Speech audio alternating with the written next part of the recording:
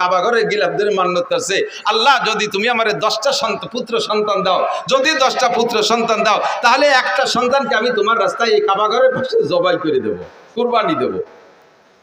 এই সামান্যতের মান্নত চিনতে হতে পারেন?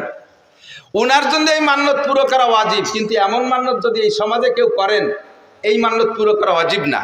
অনেকে মানে, মারা, বিশেষ করে মারা মান্নত মানে, সন্তান যদি অসুস্থ হয়ে পড়ে, আল্লাহ যদি তুমি আমার বাবারে বাঁচাও, আল্লাহ আমার বাবার রোগ আমারে দিয়ে আমার বাবারে সুস্থ করে, এরকম করে মারা। নিজের রোগ, বাবার সন্তানের রোগ আমারে দিয়ে আমার বাবারে বাঁচাও, আমার হায়াত তারে দিয়ে আমার বাবারে বাঁচাও, যদি আমার বাবা বেঁচে যায়, আমার সন্তান যদি বেঁচে যায়, তাহলে আমি জীবিত অবস্থায় 7 দিন কবরে থাকবো। খাইয়ে দেখছো কিরম ঠেক। এরকম মান্যতের মশালা আমার কাছে আসে, মিথ্যে কথা বলতেছি না।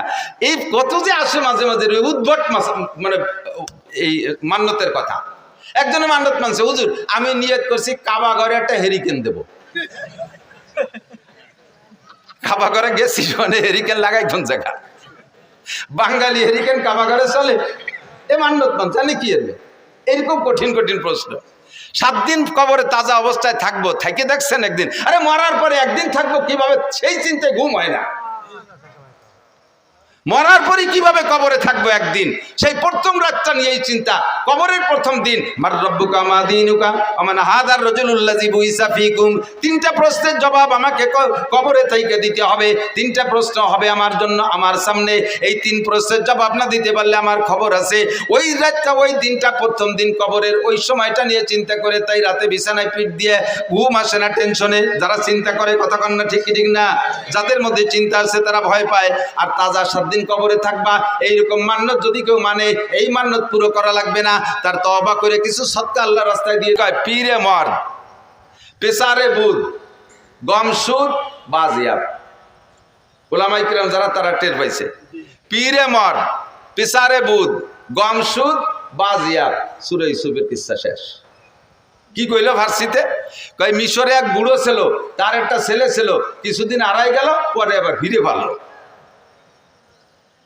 বোঝেন নাই কথা? পুরো সূরা ইউসুফের সারাংশ এই 4 কথা। মিশরে এক বুড়ো ছিল, তার একটা ছেলে ছিল, মাঝে কিছুদিন হারাই গেল, শেষমেশ আবার ফিরে পাইল। এই না সূরা ইউসুফ? এলো শর্ট মিলান। আমরা দোকানপাটে বইসা ওয়ালাম্মা তাম্মা হামলুহু ইত্যাদি কই একটা শর্ট মিলাদ পড়ি। মৌলিকভাবে নবী আলাইহিস সালাতু ওয়াস সালামের মিলাদ যদি পড়তে হয়, তাহলে মাসের পর মাস লাগবে। আমার মনে হয় কমপক্ষে 30 বছর লাগবে। যদি আপনাদের মতো শ্রোতা বসে থাকেন আর আমার চাইতে ভালো কোনো মুফাসসির বসে, তাহলে 30 বছর লাগবে নবী আলাইহিস সালামের মিলাদ আর সিরাত আর আখলাক পড়তে। কারণ সিদ্দিক আয়েশা রাদিয়াল্লাহু তাআলা আনহাকে হযরত ওমর ইবনে খাত্তাব রাদিয়াল্লাহু তাআলা আনহু একবার জিজ্ঞাসা করেছেন, ইয়া উম্মুল মুমিনিন কাইফা কানা খুলুকু রাসূলিল্লাহি সাল্লাল্লাহু আলাইহি ওয়াসাল্লাম। ওমা আয়েশা, তুমি বলতে পারো নবী আলাইহিস সালামের আখলাক, চরিত্র, সিরাত, স্বভাব, জন্ম ইত্যাদি সব মিলাইয়া নবী আলাইহিস সালামের স্বভাব চরিত্র কেমন ছিল? আয়েশার কাছে ওমর জিজ্ঞেস করে। বলেন কার কাছে? কে? আয়েশার কাছে ওমর জিজ্ঞেস করে। ওমর কে আর আয়েশা কে? ওমর ইসলাম গ্রহণ করেছে আয়েশা রাদিয়াল্লাহু তাআলা আনহার জন্মের 5 বছর আগে। আয়েশার জন্মের 5 বছর আগে ওমর মুসলমান। আয়েশার বয়স টোটাল যখন 18, তখন নবী ইন্তেকাল করেছেন। আর নবী নবুয়তি পার 23 বছর পরে ইন্তেকাল করেছেন। তাহলে আয়েশার বয়স জন্মের আগে 5 বছর আগে হযরত ওমর মুসলমান। এবং হযরত ওমর কি 3rd ক্লাস বা 200-500 নম্বরের সিরিয়ালের মুসলমান, নাকি রোল নাম্বার 1-2 এর মধ্যে আছে? 1-2 এর মধ্যে না, 1 নম্বর আবু বকর, 2 নম্বরে ওমর। এবং ওমর সম্পর্কে হুজুর বলেন, লাউ কানা বাদি নবিয়্যান লাকানা ওমর। আমার ওমরকে আল্লাহ পাক এমন যোগ্যতা দিয়েছে, আমার পরে যদি আল্লাহ পাক দুনিয়ায় কেউকে নবী বানানোর ইচ্ছা করতেন, লাকানা ওমর, তাহলে আমার ওমরকে আল্লাহ নবী বানাইতেন। এত যোগ্য মানুষ, অর্ধ পৃথিবীর প্রেসিডেন্ট, শরিয়াত, মারেফাত, হাকিকাত, তরিকাত, কোনো কিছু ওমরের জানতে বাকি ছিল না। সেই ওমর আয়েশার কাছে জিজ্ঞেস করে, ইয়া উম্মুল মুমিনিন কাইফা কানা খুলুকু রাসূলিল্লাহি সাল্লাল্লাহু আলাইহি ওয়াসাল্লাম। ওগো মা আয়েশা, বলো তো নবী পাকের স্বভাব আর চরিত্র কেমন ছিল? সিদ্দিকা আয়েশা বলেন, হে খলিফাতুল মুসলিমিন, আপনি ইসলাম গ্রহণ করেছেন আমার জন্মের 5 বছর আগে। আমি 9 বছর বয়সে নবী পাকের ঘরে এসেছি মদিনায় আসার পরে। এই 9 বছরে নবী পাকের যা আমি জানছি, তার চাইতে 1000 গুণ বেশি আপনি জানেন। নবীর সিরাত আর আখলাক সম্পর্কে আমার কাছে আপনার জিজ্ঞাসা করা এটা কেমন হবে? হযরত ওমর বলেন, আয়েশা রে, মানুষের স্বভাব দ্বিমুখী হয়। প্রায়টা মানুষের, অধিকাংশ মানুষের স্বভাব দ্বিমুখী হয়, দুই রকম হয়ে থাকে। এক শ্রেণীর মানুষ আছে বাড়ির ভিতরে যখন ঢোকে, পুরুষ, কিছু পুরুষ আছে বাড়ি যখন যায় তখন একেবারে রয়্যাল বেঙ্গল টাইগার, বৌতি চাকাতি সাহস পায় না, ছেলে মেয়ে ভয়তে সব সিটি ভিটে এদিক ওদিক চলে যায়, বাঘের মতো ঢোকে, আছে না? আবার বাইরে যখন যায়, চার দোকানে যায়, পোলা পালে থাপড়ায়, সে সময় জব দিতে পারে না। এরকম বাহাদুর আছে না? কিছু লোক আছে বাহিরে যখন যায়, বাইরের মানুষে তার দিকে তাকাইতে সাহস পায় না, বাঘের মতো চলাফেরা করে, এত গাম্ভীর্য নিয়ে। আবার বাড়ি গেলে বৌতি চাপড়ায়, সে সময় ভিডিও কথা করতে পারে না, আছে না? নাই কিছু লোক আছে বাইরে চার দোকানে যখন বসে, কে কি খাবা খাও, কে কি খাবা খাও, মিষ্টির দোকানে যে একের পর এক ডাকি ডেকে 3,000, 5,000, 10,000 টাকা মিষ্টির দোকানে উড়ে ফেলে। অথচ বাড়ি আব্বা ওষুধের টাকা চালি, সে সময় তোমার আর ছাল পান নাই, মাছ কিনতে গেলে টাকা থাকে না, বাড়ির বাজার ঘাটে টাকা থাকে না, এইরকম দ্বিমুখী স্বভাব থাকে। তো আয়েশা নবী আলাইহিস সালামের বাইরের অবস্থাটা আমরা জানি, বাইরে হুজুর কেমন সেটা তো প্রশংসার শেষ নাই, বাইরেরটা জানি, কিন্তু ঘরোয়া অবস্থা কেমন এটা তোমার সাথে ভালো কেউ জানে না। তো বাইরেরটা এবং ভিতরেরটা তবু উভয়টা তুমি জানো, নবীর সাথে সফরও করেছো তুমি, বাইরেও গিয়েছো, ভিতরেও জানো। কাজেই নবী পাকের সলিড সত্য চরিত্র যদি জানতে হয় তাহলে তোমার কাছ থেকে জানতে হবে। তুমি বলো মা কেমন ছিল? সিদ্দিকা আয়েশা বলতেছেন, ইয়া আমিরাল মুমিনিন আলা তাকরাউল কোরআন, খলিফাতুল মুসলিমিন, আপনি কোরআন শরীফ পড়েন না? কোরআন শরীফ তো পড়ি, প্রায় তো সপ্তাহে 1-2 খতম দেই, তা কোরআন শরীফ পড়ে কি হবে? সিদ্দিকা আয়েশা বলতেছেন, কানা খুলুকুল কোরআন, কানা খুলুকুল কোরআন, 30 পারা কোরআন শরীফ যা বিশ্বনবী মুহাম্মদ রাসূলুল্লাহ সাল্লাল্লাহু আলাইহি সাল্লামের গোটা জীবনীও তা। কাজী যদি নবীর সিরাত আর আখলাক আর জীবন বৃত্তান্ত জানতে হয়, কোরআন শরীফকে শুরু থেকে শেষ পর্যন্ত পড়লেই বোঝা যাবে যে এটা যেন বিশ্ব নবীর জীবনী পড়তেছে। এবার কোরআন শরীফকে 30 পারা যদি ভালো করে ব্যাখ্যা করে শুনাইতে হয় তাহলে 30 বছর এরকম হয় না, সুন্দর করে যদি বলতে হয়, মোটামুটি ভাবে যদি বলতে হয়, আর আমার মতো ছোট মানুষের দ্বারা তা সম্ভব না। আমার নবীর সিরাত, আখলাক, মিলাদ, বিস্তারিত লম্বা চওড়া কিচ্ছা আমি একটা জায়গা থেকে আপনাদের একটু অল্প একটু বলবো, বিরক্ত হবেন নাকি? যেহেতু মাসটা চলে যাচ্ছে আর শেষ দিক চলে আসছি, নবী আলাইহিস সালাতু ওয়াস সালামের জন্মটা কেমন হলো একেবারে নবী আলাইহিস সালাম নিজেই বলেছেন, হুজুর নিজের জন্ম সম্পর্কে বলেছেন, শুধু নিজের না, 2.5-3 লক্ষ নবী রাসূল দুনিয়ায় এসেছেন, 2.5 থেকে 3 লক্ষ নবী রাসূল দুনিয়ায় এসেছেন, নির্দিষ্ট সংখ্যা কাহারও বলার কায়দা নাই। হুজুর বলেছেন কোন নবী রাসূল আদম আলাইহিস সালাম থেকে নিয়ে ওই নবী রাসূল পর্যন্ত তার পূর্বপুরুষের ভিতরে যেই সিরিয়ালে আসছে, এ পুরুষের থেকেও পুরুষ, ও পুরুষ থেকেও পুরুষ, এরকম না সিরিয়াল, একজন পুরুষও ব্যভিচার ছিল না। যেই মহিলাদের মাধ্যম দিয়ে উনি দুনিয়া আসছেন ওই নবী রাসূল, একজন মহিলা ব্যভিচারিণী ছিল না, একজন মহিলা জিনা করে নাই, একজন পুরুষও ব্যভিচার চরিত্রহীন ছিল না। অন্যভাবে কাফের থাকতে পারে, মুশরিক থাকতে পারে, বেঈমান থাকতে পারে, কিন্তু চরিত্রের এই নোংরামিটা আসে নাই, একটা পবিত্র আত্মার মাধ্যম দিয়ে সমস্ত নবী রাসূলগুলো দুনিয়ায় এসেছেন। তন্মধ্যে সবচাইতে নির্ভেজাল একেবারে নির্দ্বিধায় বলা যায় আমার নবী সাল্লাল্লাহু আলাইহি সাল্লাম আদম আলাইহিস সালাম থেকে নিয়ে জন্ম পর্যন্ত এই মাঝে যত সব পুরুষ চলে গেছে, একটা পুরুষও চরিত্রহীন ছিল না, একটা নারীও চরিত্রহীন ছিল না। কথা বলেন ঠিক ঠিক না?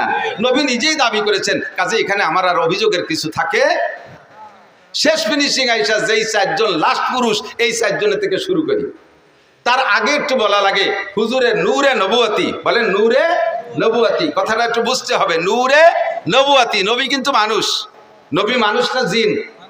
জিন না মানুষ? ফেরেশতা না মানুষ? নবী আল্লাহ না মানুষ? নবী খালেক না মখলুক? মখলুক মানে সৃষ্টি, খালেক মানে সৃষ্টিকর্তা। নবী কি সৃষ্টিকর্তা? নবী কি খালেক? নবী কি রাজ্জাক? নবী আমাদের মতো মানুষ, পার্থক্য এতটুক, আমিও মানুষ, ডক্টর ইউনুসও মানুষ। একই নামে ইউনুস নামের কেউ থাকতে পারে? আছে না নাই? তাহলে এই ইউনুস আর ডক্টর ইউনুস, ওনার নাম ইউনুস বলে আপনি ওনারে সরাইতে সেই চেয়ারে বসে দেন, ঠেলা কারে পায়। ওই ইউনুসরে যাই দিয়ে বানাইছে, এই ইউনুসরে তাই দিয়ে বানাইছে, পার্থক্য আছে ভিতরে অনেক কিছু, ঠিক না? হাসিনা নামে টুঙ্গিপাড়া বহুত মহিলা আছে না নাই? যে এই হাসিনার শেখ হাসিনা কি এক হাসিনা? খালেদা নামে বাংলাদেশে আরো মহিলা আছে না নাই? এই খালেদা আর ওই খালেদা কি এক খালেদা?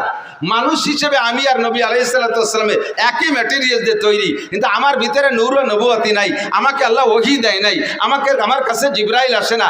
নবী পাককে আল্লাহ তাআলা এই মাটির মানুষটাকে নূরে হিদায়াত দিয়া, নূরে নবুয়ত দিয়া, নূরে কোরআন দিয়ে আল্লাহ তাআলা তাকে সারা বিশ্বের শ্রেষ্ঠ মানুষে পরিণত করেছেন। ঠিক কি ঠিক না? এই যে লাইটটা বানাইছে কি দিয়ে? কাচের বডি না? হতে পারে কাচ, নাকি ইদানিং তো প্লাস্টিক চলতেছে, কাঁচই ধরেন, খেয়াল করেন কাঁচের বডি, ঠিক না? এখন ওর মধ্যে লাইট যাওয়ার কারণে ওইটার নাম হয়ে গেছে কি, এই যে কাঁচ দিয়ে বানানোর যে রডের মতো, এটার নাম কি? কাঁচ না লাইট? কাঁচ না লাইট? টিউবলাইট না? টিউবলাইট। বোঝেন নাই কথা? টিউবলাইট না? এই লাইটটা যদি কাইটে যায়, এখন ওটার মূল বডি তো বানানো কি দিয়ে? কাঁচ দিয়ে। এখন কি আপনি আপনার ছেলেরে বলবেন যে বাজারে তো একটা লাঠি কাঁচ কিনে নিয়ে আয়, একটা লাঠি কাঁচ কিনে নিয়ে আয়, তাই বলবেন? কি বলবেন? একটা লাইট কিনে নিয়ে আয়, তাই বলবেন, ঠিক না? মূলত লাইট হলো আলো, ভিতরের টুক আলো, বডিটা কিসের? কাছের না? আমার নবীকে আল্লাহ তাআলা মাটি দিয়ে বানাইয়া গোটা আদম জাতিকে দামি বানাই ফেলাইছে। নবী পাক মাটির মানুষ, ভিতরে নূরের লাইট, হিদায়াতের নূর, নবুয়তের নূর, কোরআনের নূর ঢুকাই দিয়া তাকে নূরের নবী বানাই দিয়েছে। কন্যা সুবহানাল্লাহ, ঠিক কি না? এই নূরের আগমন শুরু হয়েছে কোন জায়গা থেকে? শেষ জামানায় হযরত ইব্রাহিম আলাইহিস সালামের ছেলে ইসমাইল থেকে শুরু হয়েছে। ইসমাইল আলাইহিস সালামের ভিতরে আল্লাহ তাআলা আমাদের নবীর আগমন উপলক্ষে এই নূরে নবুয়তিটা ফোকাস দিয়ে দিয়েছে। ইব্রাহিম আলাইহিস সালামের দুই ছেলে ইসহাক আর ইসমাইল। ইসহাক আলাইহিস সালামের বংশে বহু নবী, মুসা আলাইহিস সালাম, ঈসা আলাইহিস সালাম, দাউদ আলাইহিস সালাম, সুলাইমান আলাইহিস সালাম, তারপরে ইউসুফ আলাইহিস সালাম, এরকম হাজার হাজার নবী, লক্ষ লক্ষ নবী ইসহাক আলাইহিস সালামের বংশে জন্ম নিয়েছে। আর ইসমাইল আলাইহিস সালামের বংশে মাঝে কোনো নবী আছে কিনা তা আমার ভালো জানা নাই, তবে শেষ নবী একজনই শ্রেষ্ঠ নবী, মুহাম্মদুর রাসূলুল্লাহ সাল্লাল্লাহু আলাইহি সাল্লাম। ইসহাক আলাইহিস সালামের বংশে 2.5 লক্ষ নবীও যদি হয়, রসুলও যদি হয়, সব নবী রসুলকে এক পাল্লায় দিলে, আমার নবীকে আরেক পাল্লায় দিলে কোন পাল্লা ভারী হবে? ভয় পাচ্ছেন? কোন নবীরে খাটো করছি না, নবীরা তো অনেক উপরের। তারপরে আল্লাহ তাআলা যদি আমাদের নবীকে দামি বানাইছে, বা দেখো দা বুজুর্গ তুই কিসসা মুক্তাসার, আল্লাহর পরে এই জগতের সবচেয়ে দামি আমাদের নবী মুহাম্মদুর রাসূলুল্লাহ সাল্লাল্লাহু আলাইহি ওয়াসাল্লাম। কথা বলুন ঠিক কি ঠিক না? ইসমাইল আলাইহিস সালামের বংশে জন্ম নিয়েছে আমাদের নবী। আস্তে আস্তে আস্তে আস্তে ইসমাইল আলাইহিস সালাম থেকে নিয়ে প্রায় 30 পুরুষ পরে আয়েশা হুজুরের আব্বাজি আব্দুল্লাহ রাদিয়াল্লাহু তাআলা আনহু, হুজুরের তাওই, দাদার বাপের নাম কি? দাদার বাপরে কি কয় আমাদের দেশে? তাওই। তাওই কয় না? দাদার বাপ তাওই বাপ, বুড়ো বাবা কয়। দাদির মারে বুড়ো মা, নানির মারে বুড়ো মা অথবা মাওই। তো হুজুরের আব্বা আব্দুল্লাহ, হুজুরের দাদার নাম হুজুর, তো হুজুরের আব্বা আব্দুল্লাহ, হুজুরের দাদার নাম আব্দুল মুত্তালিব বলে জানি। আর আব্দুল মুত্তালিবের বাপের নাম হাশেম। নাম কি? এই হাশেম হুজুরের চতুর্থ পুরুষ, হুজুর থেকে নিয়ে চতুর্থ পুরুষ। এত সুদর্শন, এত হ্যান্ডসাম পুরুষ ছিলেন, আল্লাহু আকবার। কুরাইশদের নেতা ছিলেন, মক্কার নেতা ছিলেন, কাবাঘরের জিম্মাদারি উনার হাতে ছিল। ইয়াং মানুষ, যুবক মানুষ। আল্লাহ, মক্কায় থাকতে উনার আরো কয়েকটা বিবাহ ছিল, সে সময় তো ততাধিক বিয়ে, এখনো তো সৌদি আরবওয়ালারা অনেক অনেক বিয়ে করে। তো উনার আরো বিবাহ ছিল, আরো সন্তানও ছিল। এই মক্কায় উনার স্ত্রী পরিবার পরিজন রেখে উনি গাজায়, ফিলিস্তিনের যে গাজা না বর্তমানে গাজা, এই গাজায় উনি ব্যবসার নিয়েতে মদিনা হয়ে গাজার দিকে রওনা দিয়েছে। তো মদিনায় যাওয়ার পরে মদিনার বাজারে যখন উনি ঢুকছে, তখন মদিনার বাজার দিয়ে দেখতেছে সবকিছু, তার মধ্যে দেখে পর্দা প্রসিদ্ধ তো নেই, সবই বেপর্দা। এই বেপর্দার ভিতর দিয়ে একটা মহিলাকে দেখলেন, তার চাল চলন, উঠা বসা, হাঁটা, তার কথাবার্তা একটু ব্যতিক্রম, অত্যন্ত শালীন, অত্যন্ত ভদ্র, দারুণ নম্র, একটু লাজুক লাজুক মনে হচ্ছে, অত্যন্ত রূপসী সুন্দরী। এই মেয়েটাকে দেখিয়া হাশেমের নজর পড়ছে, লোক লাগাইছে, দেখো তো এই মেয়েটার অবস্থা কি, মেয়েটা কি বিবাহিতা না অবিবাহিতা, বিবাহিতা হলে বা বিধবা কিনা, তার স্বামী আছে না নাই। লোক লাগায় রায়বার লাগায় দেখা গেল যেই মহিলাটার স্বামী মানে বিবাহিতা মহিলা, 2টা বাচ্চা আছে, কিন্তু তালাক প্রাপ্তা, তালাক হয়ে গেছে, বর্তমানে স্বামী নেই। সুযোগ পেয়ে হাশেম প্রস্তাব দিলেন, তার কাছে বলো, আমার বাস্তবটা বলো, আমি কোন বংশের, আমি মক্কার মানুষ, আমি কুরাইশি মানুষ, আমি কাবা ঘরের জিম্মাদার, আমি কুরাইশদের নেতা, আমি বর্তমানে এই অবস্থা আছি, ব্যবসা বাণিজ্য আমার অনেক সুন্দর, আমার বাহ্যিক রূপ ও চেহারা দেখো, মেয়েটাকে বলো দেখতে, সে যদি আমাকে লাইক করে, পছন্দ করে, তাহলে আমি তাকে বিবাহের প্রস্তাব দিলাম, রাজি থাকলে তোমরা আমাদের বিবাহ পড়াই দাও। রায়বার যে সুন্দর করে বলার পরে মহিলা রাজি হয়ে গেছে, আচ্ছা ঠিক আছে আমি বিয়ে বলবো। যথারীতিতে বিয়ে হয়ে গেল। বিয়ে হয়ে যাওয়ার কারণে উনি তাৎক্ষণিকভাবে গাজায় চলে গেলেন না, মদিনায় কয়েকদিন অবস্থান করলেন, শ্বশুর বাড়ি, ওই মহিলার বাপের বাড়ি। সেখানে কয়েকদিন থাকার ভিতর দিয়ে আল্লাহর কুদরতি সিস্টেমে হাশেমের ভিতরে যে নূরে নবুয়তি চমকাচ্ছিল, ওই নূরে নবুয়তি ওই মহিলার গর্ভে চলে গেছে, মহিলা গর্ভধারিণী হয়ে গেছে। গর্ভ হয়ে যাওয়ার পরে উনি ওখানে স্ত্রীকে রেখে উনি গাজায় চলে গেছে। গাজায় ব্যবসা বাণিজ্যের ভিতর দিয়ে ওখানে ওনার ইন্তেকাল হয়ে গেছে। হাশেম আর ফিরে আসতে পারেনি। টাইম হয়ে যাওয়ার পরে মহিলা গর্ভপাত করেছেন, বাচ্চা ডেলিভারি করে দিয়েছেন। ডেলিভারির পর যেই বাচ্চাটা হলো, এই বাচ্চার ভিতরে এবার সেই হাশেমের রূপরেখা নূরে নবুয়তি বাচ্চার মধ্যে চমকাইতেছে। পরিবার পরিজনের সকল সদস্য বাচ্চার চেহারা দেখে মুগ্ধ হইয়া তার নাম রাখতে বাধ্য হয়েছে সাইবাতুল হাম। সাইবাতুল হাম মানে প্রশংসার ডিব্বা। এত চেহারা, এত রূপ, এত সবকিছু দেখে সবাই মুগ্ধ, নাম রেখেছে সাইবাতুল হাম। মায়ের কোলে থাকে, নানা বাড়ি থাকে, থাকতে থাকতে 5-6 বছর যখন বয়স হয়ে গেছে, তখন হাশেমের মক্কা একটা ছেলে ছিল, নাম তার মুত্তালিব। একটু খেয়াল করতে হবে, খুব বোঝার নাম ছিল, তার নাম কি? মুত্তালিব। ওই হাশেমের ছেলে মুত্তালিব। মুত্তালিব খবর পাইছে আমার আব্বা মদিনা একটা বিয়ে করছেন, সেই ঘরে আমার একটা ভাই জন্ম হয়েছে। আমার আব্বা তো গাজায় গিয়ে মারা গেছে, আমার বিধবা মায়ের কাছ থেকে দেখে আমার ভাইটাকে আনা যায় নাকি। মুত্তালিব চলে গেছে মদিনায়, যাইয়ে খবর নিয়ে খুঁজে পেয়ে গেছেন। পাওয়ার পরে বললেন যে মা, আমার ভাইকে আমার কাছে দিয়ে দেন, আপনি কষ্ট করবেন কেন, আমাদের সন্তান আমরা নিয়ে যাই। অনুমতি দিলেন, নিয়ে চলে আসলেন। উটের পিঠি বসাইয়া মক্কা থেকে মদিনা থেকে মক্কা 450 কিলোমিটার, 450 কিলোমিটার 7-8 দিন পর্যন্ত উটের পিঠে বসে আনতে আনতে আনতে যখন মক্কায় ঢুকছে, পিছনে ছোট বাচ্চা একেবারে ধুলায় ধূসারিত হয়ে গেছে, কাপড় চোপড় ময়লা হয়ে গেছে, গোলামের মতো দেখা যাচ্ছে। যখন মক্কায় ঢুকছে, মক্কিরা জিজ্ঞেস করছে, মুত্তালিব, তোমার পিছে কে বসা? ওনার পিছে কে বসা? মুত্তালিবের ভাই। মুত্তালিবের ভাই। এখন যদি বলে পিছনে আমার ভাই বসা, তাহলে ওনার ইজ্জত যায়। যে গোলামের মতো একটা ময়লা নোংরা ছিঁড়া কাপড় পরা পোলা, সে ওনার ভাই, এই বলে ওনার ইজ্জত যাবে। বিদায় উনি ভাই বলে পরিচয় না দিয়ে কয়, হাজা আব্দি, এটা আমার গোলাম। তো গোলামের মালিক মুত্তালিব। মুত্তালিব হলেন মালিক, আর এইটা হলো সাইবাতুল হামদ হলো গোলাম। আরবিতে 2 শব্দের মিলে কয় আব্দুল মুত্তালিব, মানে মুত্তালিবের গোলাম। আসল নাম হলো সাইবাতুল হামদ। সাইবাতুল হামদ হলো হুজুরের দাদা। তো এখন মুত্তালিব পরিচয় দিচ্ছে, এটা আব্দুল মুত্তালিব, আমার গোলাম। এরপরে বাসায় নিয়ে ধুয়ে মুছে পরিষ্কার করে কাপড় চোপড় নতুন করে পড়াইয়া তার নামে তারে পরিচিত করে দিতে চেষ্টা করতেছেন। কিন্তু আর কোনোদিনও মানুষ তাকে সাইবাতুল হাম বলে ডাকে না, তারা আব্দুল মুত্তালিব কইই ডাকে। এই আব্দুল মুত্তালিব ধীরে ধীরে ধীরে ধীরে বড় হইলে মুত্তালিবের স্থানে, হাশেমের স্থানে চাবি ছিল মুত্তালিবের কাছে, মুত্তালিবের স্থানে এবার চাবি পেয়ে গেছে এই সাইবাতুল হাম আব্দুল মুত্তালিব।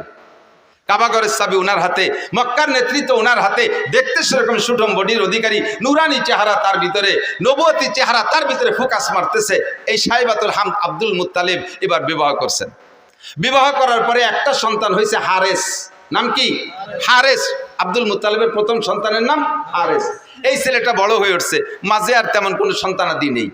তো এই একটা হারেসকে নিয়ে আব্দুল মুত্তালিব কিতাবাদি পড়ে সন্ধান পাইছে যে কাবাগরের পাশে হযরত ইসমাইল আলাইহিস সালামের পায়ের ধাক্কায় জমজম কূপ হয়েছিল।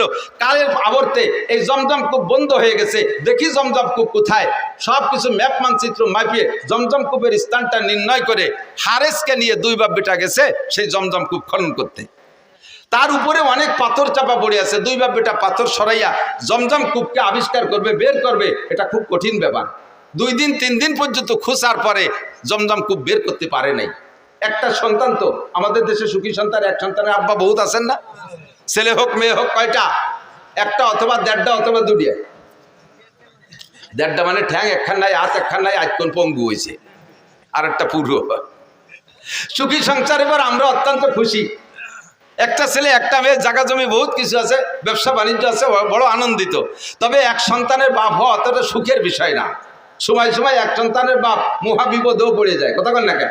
যেই বিপদে পড়ে আব্দুল মুত্তালিব আল্লাহর কাছে মান্নত মানছে। আমাদের দেশের বিপদ কি? আপনার পাশের বাড়িওয়ালা যদি থাকে, পাশের বাড়ি আপনার এক স্বাস্থ্য বাড়ি যদি 7টা ছেলে হয়, 7 ছেলের বাপ, তাহলে যেই বাপের 7টা ছেলে একবারে ঝাঁকা মেরে তাগড়া জুয়ন হয়ে ওঠে, 80 বছরে বাপেরও ফিরে যৌবন ফিরে আসে ছেলেদের শক্তির সাথে সাথে। এরা 8 বাপ বেটা লাইঠেল। আর আপনারা সুখী সংসার 2 বাপ বেটা, সুখী সংসার 2 বাপ বেটা, আর ছেলে মেয়ে নেন নাই। আর উনরা 8 বাপ বেটা, আটখানিক জায়গা নিয়ে পাশের বাড়ি এলাকার সাথে যদি গন্ডগোল লেগে যায়, 2 বাপ বেটা 8 বাপ বেটার সাথে যদি লেগে যায়, এই সুখী সংসার ওই 8 বাপ বেটার সাথে অসুখী সংসারের সাথে যদি পিঠে পিঠি লাগে, মায়ের কারা খাবে? সুখী সংসার মায়ের খেয়ে শুয়ে যাবে না? কথা কয় না? 2 বাপ বেটারে বাল হইয়া 8 বাপ বেটা একেবারে দোড়া চাপের মতো টান টান রাস্তায় শুয়াই থিছে, পুরো মাইরি ফেলে নাই, মরে নাই। তো বুড়ো এই 80 বছর বয়সে সুখী সংসারের বুড়ো মায়ের খাইয়ে টান টান হইয়া এখন লম্বা লম্বা হাই ছেড়ে। আর যদি 2 সাইডে থাকতো তাহলে এরকম জোড়া বাড়ি খাতাম না। আর 2-4টে থাকলি জোড়া বাড়ি খাইতাম না। বসছে কোন সময়, যে সময় ওনার পার্স পাতি সব শেষ। আর হাজারো চেষ্টা করলে 2-4টের বাপ হওয়া সম্ভব, আল্লাহ যদি দেয় সেটা তার ব্যাপার। অসময় আছে তুমি সুখী সংসারে দুঃখী সংসারে অনুভব করতে পারছো। হারেস সাইবাতুল হামদ আব্দুল মুত্তালিব সময় মতোই বুঝে ফেলাইছে যে আমার এই এক সন্তান নিয়ে জমজম খুব খুঁজতে পারলাম না, যদি এরকম 8 বাপ বেটার সাথে কাইজি ডাঙ্গে লাগিয়েই যায় তাহলে তো মায়ের খাইয়ে আসতে হবে, সাথে সাথে দিনই হবে। কিন্তু আব্দুল মুত্তালিবের মান্নত পুরো করা লাগবে, সাইবাতুল হামদের মান্নত পুরো করা লাগবে।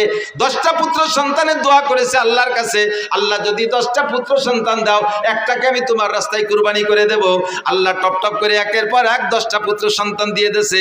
জমজম খুব খনন করতে সন্তান লাগবে, এই জন্য 10টা সন্তান চাইছে। কয় বাব্বিটা মিলিয়ে এবার জমজম খুব আবিষ্কার করেও ফেলাইছে। এখন সন্তানকে কুরবানি দাও, কোনটারে কুরবানি দেবে?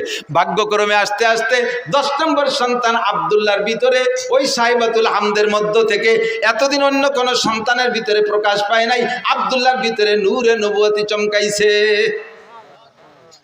10টার ভিতরে এবার যেটা সবচাইতে সুদর্শন চেহারাওয়ালা, তারে কি হাতে ধরে জবাই দিতে মনে কয়? চাইতেছে যে ঘুরে ফিরে অন্য একটারে, যেটা বুসা টুসা একটু কালা টালা আছে ওর একটারে মাইরি দিয়েছে মান্নত পুরো করে। কিন্তু তবুও তো সন্তান, তবুও কোনোভাবে কি আব্বা জবাই দেওয়া সম্ভব? কিন্তু মান্নত করছে, আল্লাহর ওয়াদা পূরণ করতেই হবে। এখন কারে জবাই দেবে কোনো নির্ধারিত করে না যে 8 নম্বর ডানা, 6 নম্বর ডানা, 1 নম্বর ডানা, 10 নম্বর ডা।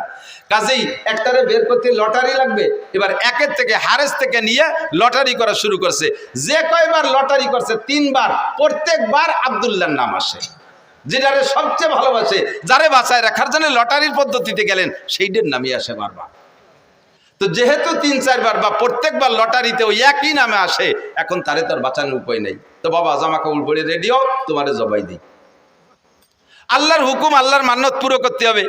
বাস্তব কাজেই ছেলেও কোনো দ্বিমত না করে জি আব্বা চলেন যাই, ছেলেকে নিয়ে গোটগাট করে রওনা দিচ্ছে, কাবার পাশে নিয়ে তো জবাই করবে। তো আব্দুল্লাহর বোন, একেবারে ওনার মায়ের পেটের যে বোনটা, এই বোনটা বারবার কাঁদতেছে, আব্বা তুমি দরকারে আমারে জবাই দাও, আমার ওই ভাইটারে জবাই দিও না। ও ভাইয়ের মধ্যে কিছু না কিছু আছে, ভাইয়ের ভিতরে অন্য কিছু থাকতে পারে। ভাইয়ের যে চেহারা, আব্বা হাজার হাজার মানুষ তার পাগল, তুমি আমার ভাইরে জবাই না দিয়ে আমারে জবাই দাও। বুনে কাঁদতেছে। কয় মা সেটা তো আসলো না লটারিতে, তোর নামও তো লটারিতে এটা নিয়ে দেখলেন, তাও তো আসে না, কি করবো? তখন আব্বা একটা পদ্ধতি অবলম্বন করেন, যদি এসে যায় ভাগ্য পরিবর্তন হয়েও যেতে পারে। 10টা উটের সাথে আর আমার ভাই আব্দুল্লাহর সাথে একটা লটারি টানেন। 10টা উট আর আব্দুল্লাহ, দুইজনের মধ্যে লটারি টানেন। সেই সময় একজন মানুষকে যদি কেউকে যদি কেউ হত্যা করতো, একজন মানুষের জীবনের বিচার 10টা উট। সেই জন্য 10 উটের সাথে লটারি টানতে বলছে। তো 10 উটে লটারি টানছে, এ জায়গা 10 উটের নামে লটারি আসে নাই, আব্দুল্লাহর নামে শিখেছে। আব্বা তাহলে 20টায় টানেন, 20টে টানছে তা আব্দুল্লাহর নাম, 30টায় টানেন তা আব্দুল্লাহর নাম, 40টায় টানেন তা আব্দুল্লাহর নাম, 90টায় টানেন তাও আব্দুল্লাহর নাম। কয় যে মা আর বাঁচানো গেল না, আর কত টানবো? কয় যে আব্বা আর শেষবারের মতো 100 উটির সাথে একটা টান দিয়ে দেন। একদিকে 100 উট, আরেকদিকে আব্দুল্লাহ। এই 100 উট আর আব্দুল্লাহর ভিতরে লটারি টানলে এবার 100 উটের নামে লটারি আসছে, আব্দুল্লাহ বাইসে গেছে। বলেন আল্লাহু আকবার। আল্লাহ নবী আলাইহিস সালামকে আল্লাহ তাআলা দুনিয়া আনতেছেন। সবাই টাকা দেন যাবে না, আর দোয়াই দেখছো, গাই দোয়াইছো কোনোদিন? না ফানাই দোয়ানো যায়, দইরে টান দিলি বান ছিঁড়ে যায়, দুধ বাইরে।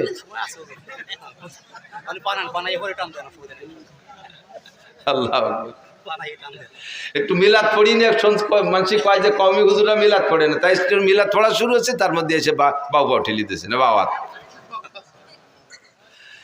আর অল্প একটু পড়ে তারপরে জায়গায় চলে যাবেন ইনশাআল্লাহ। আমি যত ভালো আজ করি আপনারা খুশি হবেন বা আপনাদের প্রয়োজন মেটবে, কিন্তু গাইরেস্তের যে চাহিদা আছে তা পূরণ না করলে আমারে খাতি দেবে না। আল্লাহ কষ্ট নিয়েন না।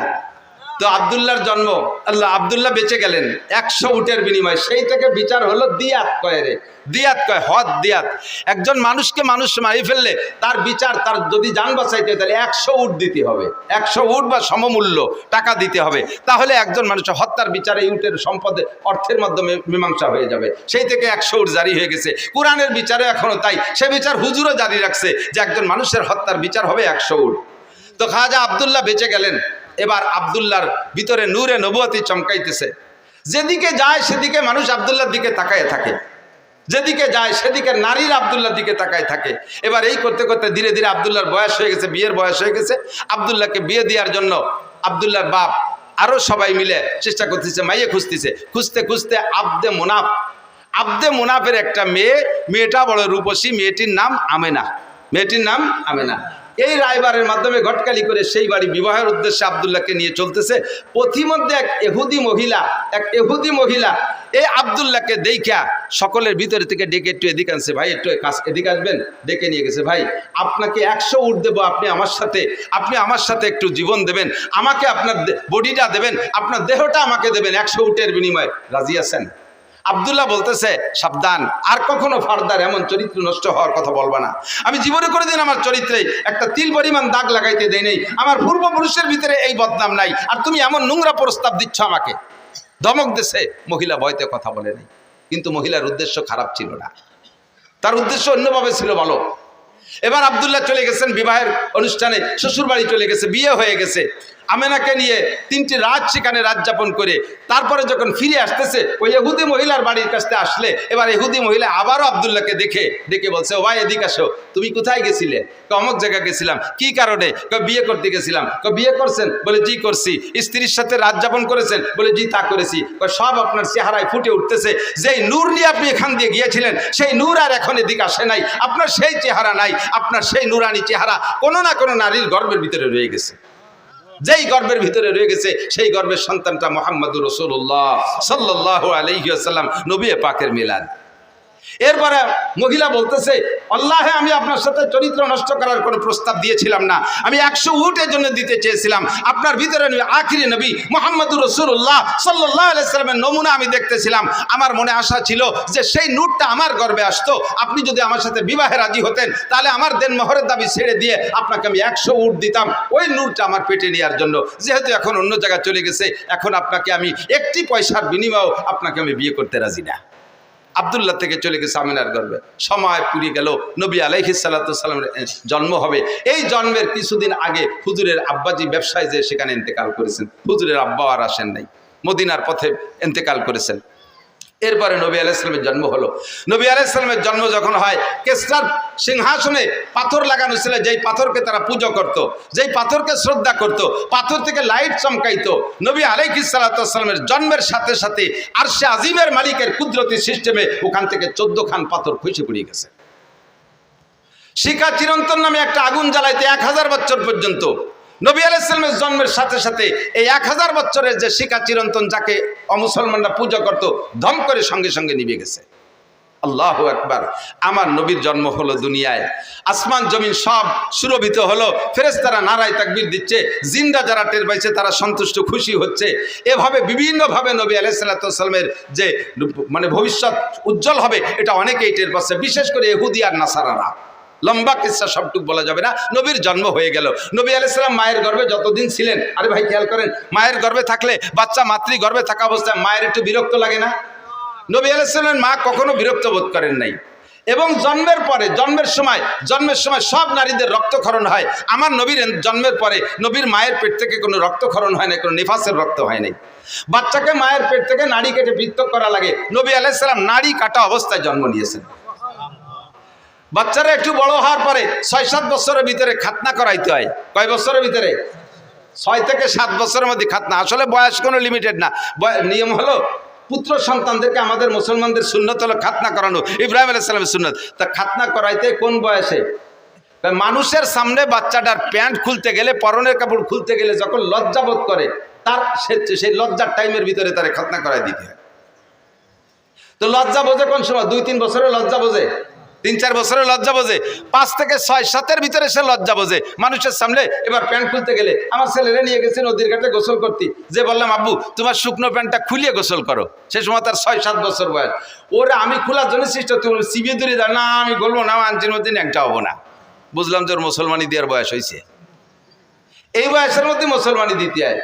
যদি মশালা এইটাই হয় যে মানুষের সামনে শরমগা বের করতে যখন লজ্জা পায় ওই সময় তারে খতনা দিয়ে দিতে হয়, তাহলে আমাদের দেশের বর্তমান ছেলেদেরকে 20-22 বছরও মুসলমানি দেওয়া যায় না।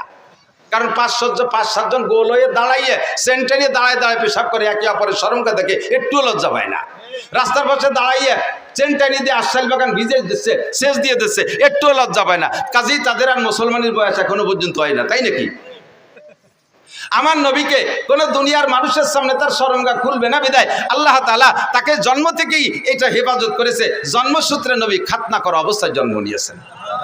যদি কেউ জন্মসূত্রে কোনো বাচ্চা খাতনা অবস্থায় জন্ম নেয়, আমাকে দেশে পিরির সুন্নত হয়েছে। কোনো পিরির কোনো সুন্নত আছে? এটা কার সুন্নাত? নবীর সুন্নাত। নবী এইভাবে জন্ম নিয়েছিলেন, তোমার বাচ্চাটা সেভাবে জন্ম নিয়েছে। এটা বড় ভাগ্যবান সন্তান হতে পারে, একটু শুকর আদায় করি আলহামদুলিল্লাহ। আল্লাহু আকবার। এরপরে ধীরে ধীরে নবী বড় হইলেন। নবী পাক সাল্লাল্লাহু আলাইহি সাল্লাম যখন 3 মাস বয়স, সেই সময় ওই দেশের নারীদের প্রথা ছিল নিজেদের সন্তানদের দুধ নিজেরা খাওয়াইতো না, অন্য মহিলাকে পয়সা দিয়ে তাকে দিয়ে দুধ খাওয়াইতো। তো হুজুরের আব্বা নেই, হুজুরের গার্জিয়ান হুজুরের দাদা সাইবাতুল হামদ আব্দুল মুত্তালিব, হুজুরের চাচা খাজা আবু তালেব ইসে থেকে তায়েব থেকে কবিলায় বনি সাদ থেকে তায়েব থেকে এবছর গিয়েছি আলহামদুলিল্লাহ। হজের পরে উমরায় গিয়েছিলাম, আগে পরে কখনো যাইতে সুযোগ পাইনি। কবিলায় বনি সাদ হালিমা সাদিয়ার বাড়ি দেখতে গেছিলাম। ঘরবাড়ি নাই সে জায়গা, কিছু পাথর দিয়ে একটু নমুনা বানায় রাখছে যে এখানে হালিমা সাদিয়ার বাড়ি ছিল। ওর পাশেই কবিলায় বনি সাদ আছে, যেই বংশের মেয়ে উনি। তো দুর্বল গরিব মানুষ, একটা দুর্বল উট নিয়ে গেছে, হাঁটতে পারে নাই, উটেরও স্তন শুকিয়ে গেছে, উটের বাচ্চাও তার মায়ের দুধ পায় না। আর হালিমা সাদিও না খাওয়ার কারণে নিজের স্তন শুকিয়ে গেছে, ওনার একটা বাচ্চা আব্দুল্লাহ, সেও দুধ পায় না। এমতো অবস্থায় গেছে মদিনা মক্কায় একটা বাচ্চাকে কিনে এনে কিছু পয়সার বিনিময়ে তার একটু দুধ খাওয়াবে। হালিমার এই শারীরিক অবস্থা দেখা কোনো পয়সাওয়ালার বা ধনী মানুষ যারা, তারা কেউ নারে বাচ্চা দেয়নি, কেউ নাকে বাচ্চা দেয়নি, একেবারে খালি হাত। অন্যরা সবাই ধনী গণী দেখে দেখে নিয়ে গেছে। আল্লাহু আকবার। আর হালিমাকে কেউ দেয় নেই। লাস্টে হালিমা তার স্বামীকে বলতেছে, একেবারে খালি হাতে চলে যাওয়াটা অপমানই মনে হচ্ছে, আর ওই বাচ্চাটাও এতিম বলে তারও কেউ নেই পয়সা দিতে পারবে না, আমরাও যে অবস্থা বাচ্চাটারও সে অবস্থা, এই অভাবের মধ্যে ওইটি নিয়ে যাই কেমন হয়? স্বামী একমত হলেন, ঠিক আছে নিয়ে যাও, ওইটি নিয়ে চলো। সেই বাচ্চাটা মোহাম্মদ রসুল্লাহকে খাজা আব্দুল মুত্তালিবের সাথে কন্ট্যাক্ট করে নিয়ে রওনা দিছে, নিয়ে মানে কোলে নেছে। কোলে নেওয়ার সাথে সাথে হালিমার শুকনো দেহের ভিতরে, তার শুকনো স্তনের ভিতরে একেবারে থম ধরে দুধে ভরপুর হয়ে গেছে। বাচ্চাও খাইছে, নিজের বাচ্চাও খাইছে আব্দুল্লাহ, আর নবী পাকও পেট পুরে দুধ পান করছেন। এর আগে 3 রাত পর্যন্ত আব্দুল্লাহ ঘুমোয় না দুধের অভাবে। উটের বাচ্চাটা ছটফট করতেছে দুধের অভাবে, উটের স্তনে দুধ নাই। হালিমা দুধ খাইলেই তো তার দুধ হবে। এখন হালিমা দুধ খাবে কোন জায়গা থেকে? সেই শুকনো স্তনওয়ালা উটটার থন সম্পূর্ণ দুধে ভরপুর হয়ে গেছে। উটের বাচ্চাও খাইছে, দোয়াইয়ে উন্ডাও খাইছে, আরামসে ঘুমাইছে। যেই উটটা হাঁটতে শক্তি পায় না, সেই উটের পিঠে সওয়ার হয়ে 3 জনে রওনা দিছে। শক্তিশালী সব উটকে পিছে ফেলাইয়া আমার নবীর উট সবচাইতে আগে চলে গেছে। 3 মাসে বাচ্চাকে নিয়ে চলে গেছে। যখন 2 বছর পুড়ে গেছে, দুধ খাওয়ানোর মেয়াদ শেষ, এরপরে নিয়ে আসছে হালিমা আবার আমেনার কাছে, এনে বলতেছে, মা এই যে আপনার বাচ্চা। তা আমেনা বলতেছেন, বাচ্চাদেরকে মূল আদর্শ সামাজিকতা যদি শিখাইতে হয়, তাহলে মূল আদর্শ আর সামাজিকতা আছে গ্রাম অঞ্চলে। শহরে 12 বেজালি মানুষ, শহরে 12 দেশের মানুষ, এ জায়গায় মূল আদর্শ খুঁজে পাওয়া যায় না। আদর্শ আসল ভাষা গ্রাম অঞ্চলে, মূল আদর্শ গ্রামে। কাজেই বাচ্চাটাকে আরো কয়দিন রাখেন, আরো কিছুদিন রাখলেন। 4 বছর যখন রাখছে, 4 বছরের ভিতরে ফাঁকে একবার আব্দুল্লাহ আর হুজুর 2 জন পাশে এক জায়গায় খেলাধুলা করতে গেছে। হালিমার ঘরের থেকে বেরোইয়া আমি সে জায়গাটাও দেখে আসছি আলহামদুলিল্লাহ। যে জায়গায় হুজুর আলাইহিস সালাম খেলাধুলা করতে গিয়েছিলেন, হঠাৎ করে 2 জন লোক আইসা, জিব্রাইল আর মিকাইল, মানুষের রূপ ধারণ করে, তস্তুম মিনাজ যাহাব মুলাবাতুম মিনান নূর মিনাস সালজ, বরফওয়ালা নূরের পানি একটা পাত্রে, স্বর্ণের একটা পাত্রে আইনা রাইখা নবী আলাইহিস সালামকে ধরে চিৎ করে শোয়াইয়া হলকুম থেকে নাভি পর্যন্ত ফেরি ফেলাইছে। এই ফাড়া দেখা আব্দুল্লাহ দৌড়ে চলে গেছে, মার গো মা, 2 লোক আইসা আমার বাইরে বুক পড়ি ফেলাইছে, আমার বাইরে ফেলাই দিল। হালিমা আর তার স্বামী 2 জন পাগলের মতো দৌড়ে গেছে, যে দেখে যে নবী আলাইহিস সালাম পড়ে আছে। এর ভিতরে কাজ সারি চলে গেছে, অপারেশন হয়ে গেছে। বুক ফাইড়া কলিজা বের করে, হাড় লাঞ্চ বের করে, ওই পানি ঠান্ডা পানির মধ্যে ভিজাইয়া ভালো করে নাড়াচাড়া করে, সুন্দর করে ধুয়ে মুছে পরিষ্কার করে, কলিজার ভিতরে আরেকটা অপারেশন করছে। তার ভিতরে ছোট্ট একটা রক্তের টুকরা ছিল, ওইটারে বের করে ফেলেছে। এইটা হলো নফস, এই রক্তের টুকরাটা নফসকে বের করে দিয়ে পরিষ্কার করে ভিতরে সেট করে দিয়ে বুকটারে ডলা দিছে, সুন্দর করে আগের মতো হয়ে গেছে। হুজুর উঠে চুপ করে বসে আছেন। হালিমা এসে, বাপ কি হয়েছে আব্বু, তোমার কি হয়েছে? তো আমি তো দেখলাম 2টা লোক আসলেন, এরপরে কি হয়েছে আমি তা কইতে পারি না। দেখে যে বুকের এখানে একটা দাগের মতো আসছে। যা বলছে আব্দুল্লাহ তাই। 3 মাসের বাচ্চার ভিতরে কোনো ইনসাফি মিজাজ হতে পারে, কোনো যোগ্যতা হতে পারে? 3 মাসের বাচ্চা বিচার ন্যায় বিচার বোঝে? আল্লাহ পাক রব্বুল আলামিন নবী পাককে জন্মসূত্রে এমন একটা চরিত্র দিয়ে তৈরি করেছেন, যার জন্মের পর থেকে কখনো এই চরিত্রের ভিতরে কেউ তিল পরিমাণ দাগ দেওয়ার সুযোগ নেই। আল্লাহ পাক বলেন, ওয়া ইন্নাকা লাআলা খুলুকিন আযীম, আপনাকে জন্মসূত্রে সর্বোত্তম চরিত্রের অধিকারী করে বানাইছি। জন্মসূত্রে আপনি ন্যায় বিচারক, জন্মসূত্রে আপনি আখলাকি, জন্মসূত্রে আপনি শিষ্টাচারওয়ালা, জন্মসূত্রে সর্বোত্তম চরিত্রের অধিকারী। 3 মাসে বাচ্চা আমেনার ঘরে যাইয়া কখনো আমেনার 2টা স্তনের দুধ খেয়ে সবার করে দেয় নাই। নবী তো ইচ্ছা করলে করতে পারতেন, আমার দাদা টাকা দেবে, আমি কেন একটা দুধ পান করব? 2টা দুধ পেট ভরে খেয়ে থাকলে তার ছেলে খাবে, নইলে খাবে না, আমি তো টাকার বিনিময়ে খাবো। আমার নবী ইনসাফি মিজাজে কখনো হালিমার 2টা স্তন খান নাই, সর্বদা একটা স্তন খেয়েছেন। এবং তা কোন স্তন খেয়েছেন? যতদিন দুধ পান করেছেন ততদিন ডান স্তনের দুধ পান করেছেন, কখনো বাম স্তনে চাটা দেয় নাই। বাম স্তনের দুধ হারাম তা না, কিন্তু নবী পাকদের ডানপন্থী নবী, ডানওয়ালাদের নবী, ডানকে নবী ভালোবাসেন, এর প্রমাণ জন্মের পর থেকে প্রমাণ করানোর জন্য আল্লাহ পাক নবী পাকের স্বভাব দিয়েছে, জীবন ভরে ডান স্তনের দুধ খেয়েছেন, যতদিন দুধ খাইছেন। আর আব্দুল্লাহ বাম পাশেরটা খাইতেন। আল্লাহু আকবার। আমার এই নবীর চরিত্র সম্পর্কে জন্ম থেকে নিয়ে 40 বছর পর্যন্ত যে আখলাক, এই আখলাকের নাম হলো, এই স্বভাবের নাম হলো আরবিতে কয় আখলাক। এটার নাম কি? আখলাক। আর আখলাক মানে একটু বোঝেন, প্রত্যেকটা মানুষেরই জন্মসূত্রে একটা আখলাক আছে। শুধু মানুষটা, সব প্রাণীরও আছে, প্রত্যেক প্রাণীরও জন্মসূত্রে আখলাক আছে। জন্মসূত্রে যে স্বভাবটা নিয়ে আসে এর নাম আখলাক। খিলকাত মানে জন্ম, জন্মসূত্রে স্বভাবের নাম হলো আখলাক। যেমন এদিক তাকান, মুরগির বাচ্চা ডিমিতে বেরোয়, মুরগির বাচ্চা ডিমিতে বেরোয় না? ডিমিতে বেরোইয়া ওর দুধ খাতি হবে না খুদ খাতি হবে, এর কোন স্কুলে পড়ানো লাগে? পড়ানো লাগে? সব মুরগির বাচ্চা জন্মের পরে 3 মাস দুধ খায় না? কথা কয় না? কি খায়? খুদ খায়। তো খুদ কিভাবে খাতি হবে ও মুরগির বাচ্চারে কোন কেজি স্কুলিতে শিখিয়ে দিছে? মুরগির বাচ্চার যে খুদ খাইতে হবে এটা তারা কে শিখায়? আল্লাহ শিখায়। বলবেন যে বাড়ির মুরগিতে তার মা শিখিয়ে দেয়। হ্যাঁ, বাড়ির মুরগি তার মা শিখাই দেয় বাচ্চারা এইভাবে খুদ খাইতে হয়। বাড়ির মুরগিতে তার মা বাচ্চারা শিখাই দিল, কিন্তু পোল্ট্রি মুরগির মার নাম কি? তাকে কি মা আছে? কিন্তু তারা খায় কি খায় না? বরং শিখেছে বেশি খায়। এই খাওয়া শিখাইতেছে কে? যেই আল্লাহ শিখাইতেছে। এইটা হলো জন্মসূত্রে স্বভাবের নাম আখলাক। সব প্রাণী, স্তনপায়ী বা প্রাণীরা, তারা মায়ের স্তন থেকে দুধ খায়, বুকের ভিতরে নরম একটা বান গেলে চুষা শুরু করে, এটা ঠিক আছে। ছাগলের বাচ্চা জন্মের পরেও মায়ের স্তন মুখে দিলে সে চাটে, কিন্তু চাটার ফাঁকে স্তনে মুখ দিয়ে ধাক্কা দেয়, দেয় কি দেয় না? এই ধাক্কা সে দিল কিনা? এই যে ধাক্কা দেয়, এটা হলো তার আখলাক, এটাই তার স্বভাব।